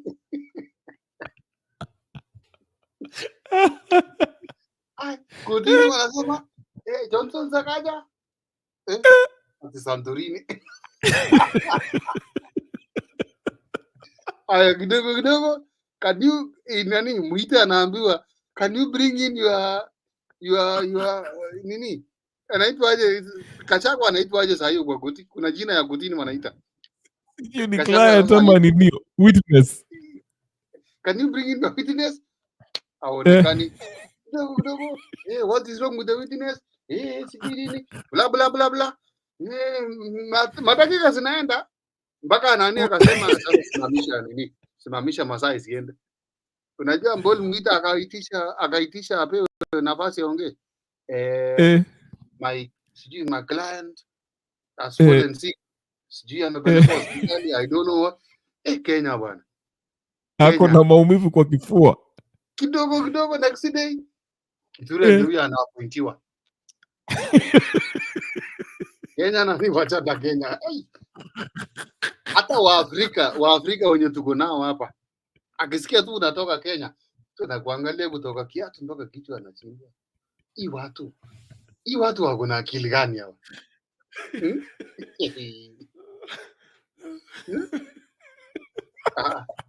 Wachana wa Kenya bwana. Niliona Torongo. Torongo waliingilia Oxygen himself. Unajua hii mambo yote wa Kenya wanajua. Ni Raila aliwafundisha. Kukorogwa. Raila alionyesha wa Kenya you have rights. Usikuwa unavunjiwa chini. Ndio unaona wanafanya vile wanafanya. But Kenya region, I like the fact our people are coming together now. Kitu tunapendea wa Kenya saa hii penye tunaelekea. Hakuna shida ya Mjaluo, hakuna shida ya Mkikuyu, hakuna shida ya Mkale. Wa Kenya saa hii wamekuwa kitu kimoja. Shida ni shida. Kama ni Mjaluo, kama ni nani, wote tuko sawa. That's what I like. Lakini unaona wale watu wanapiga magalele huko wakina Kalume huko kwa Twitter wanasema wewe sisi sijui Wajaluo, na wale wengine nao wanasema hatutapigia Wanandi tena. Wewe unaona mnaandikana kwa Twitter anaongea hivi. Iko nani anaitwa nani? Kuna mwingine wao amependanga Charlene Ruto sana, anaitwa nani? Huyo anatafuta bibi. Waachana na huyo anatafuta bibi. Umemjua? Kibet, ni Kibet ama nani? Ni blogger. Huyo ni mablogger wanatafuta pesa hawa. Anatafuta bibi. Sasa sisi tumekuwa huko, watatuambia nini? Otorongo by the way alisema ati ataleta emotion ya impeachment ya Ruto next week. Mimi nakwambia ile nakubaliana naye. Hii sarakasi iko Kenya. Nakubaliana naye. Kama Makanga ameenda, dereva pia afuate. Uzao unafikiri nani atamtoa hapo kwa ninio? Hapo kwa parliament nani atavote no? Atavote yes kutoa Ruto wewe. Lakini unajua huyo atawa nani? Hebu niambie nani atavote yes hapo. The story mnaongea. Ichungu. Unafikiri one problem with our people in Kenya is that the most generation that we are in right now hawajashuhudia utawala wa jeshi vile iko. They don't know. Watalia machozi na watasema hapana. Wacha ile ya shida tupate ile kidogo tulikuwa nayo. Kwani unataka ya majeshi? Nani anataka utawala ya majeshi? Akienda nani ata take over? Ruto ataenda wapi? No, tuseme tu anaenda. Kulingana katiba nani take over? Kama jenzi mtu andapana anaweza kutoa Ruto ni jenzi, lakini jenzi ndio sasa ndio wao wanakorogwa na Morara na waambia waende Narok sijui wapi. Na walikuwa Narok, walisema 2010 wako Narok. Sasa niliona Morara amepagwa. Wewe Morara unamwona ni mtu wa serious kweli? Na mara ngapi niliwaambia kwa hii platform Morara ni mtu ya wiki mbili ameisha. Unaanza story nyingine. Jana alianza ati sijui amepigwa mawe ati watu wamchangie pesa. Mi hata hiyo ni mtu anatafuta utajiri yake kivyake. Unajua nilimpigia simu. Akakataa kushika. Nilimwambia Morara wewe kuja ni kuhoji. Au kumtumia message? Nilimwachia tu message ya voicemail lakini ungemwandikia writing. Ungemwandikia writing ndio sasa akose tungemwanika hapa. Morara mimi niliona tu huyu mtu ni mtu wa pesa. Yeye tu ni visanga inafanyika hivi unasikia anaitisha pesa. Visanga tena vile nikaona huyu mtu sasa. Hii ni mchezo wa town. Na kuna watu wanamtumia pesa. Tena wanasema ati anapata pesa. Na wanasema ati ni 2027 Morara peke yake ndiye atakuwa rais, atatoa Ruto. Na waangalia nasema nyi kweli mko serious kweli? Pia watu hata huyu Dita akikuja Abdida kujela. Hawezi kujela US najua. Hawezi toa Abdida kama atakuja. Anyway. Sawa. Mimi wacha nikalale bwana. Shakahola tuone watatuambia nini huko. Shakahola imefunguliwa? Iko. Hebu Yeah, nini haya, Jemobo nakutumia link nyingine saa hii ya mahali fulani. We, Marara wataumiza Chemobo huko. Marara anatafuta fame bwana. Ukiona Sasa Marara wewe huyo atatolewa saa hiyo hiyo. Marara anafukuza fame. Ndio Jemobo nakwambia nikikuweka hiyo link nyingine, chunga vile utaongea watakutoa immediately. Mimi hata sitaki. Chemobo enda kalale, wacha usiende huko. Wacha tu nikusaidie. Usiharibu wakati wako.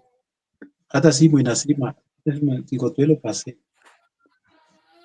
Hiyo lala tu. Hiyo Mungu anakuambia ukalale. Huko tu ni watakutukana hata we captain, enda huko ukafinywe huko. Haya, sawa basi, tuonane ni Wednesday. Nitakuwa hapa kesho every day, but hiyo wasingishu tutaangalia mambo yake. Haya, Chemobo, tuonane. Yes. Haya. Shukran. All right, ladies and gentlemen, brothers and sisters, friends and comrades, thank you so much for joining. It's been a pleasure. Thanks for Chemobo, Captain, Ashley, Melchizedek, and everyone else in the comment section. Wandem, Tanui, Chief Nuggets, everybody. Thank you so much for joining us. Please don't forget to subscribe. That's number one. If you haven't subscribed, subscribe to the channel. Put your notification on so when I come in every day, you can find me. And like this video. And share it with your friends so they can know about the channel. And I will see you guys tomorrow. Let's see what will happen tomorrow. Have a great night, good morning, wherever you are. Peace and blessings. And I'm out.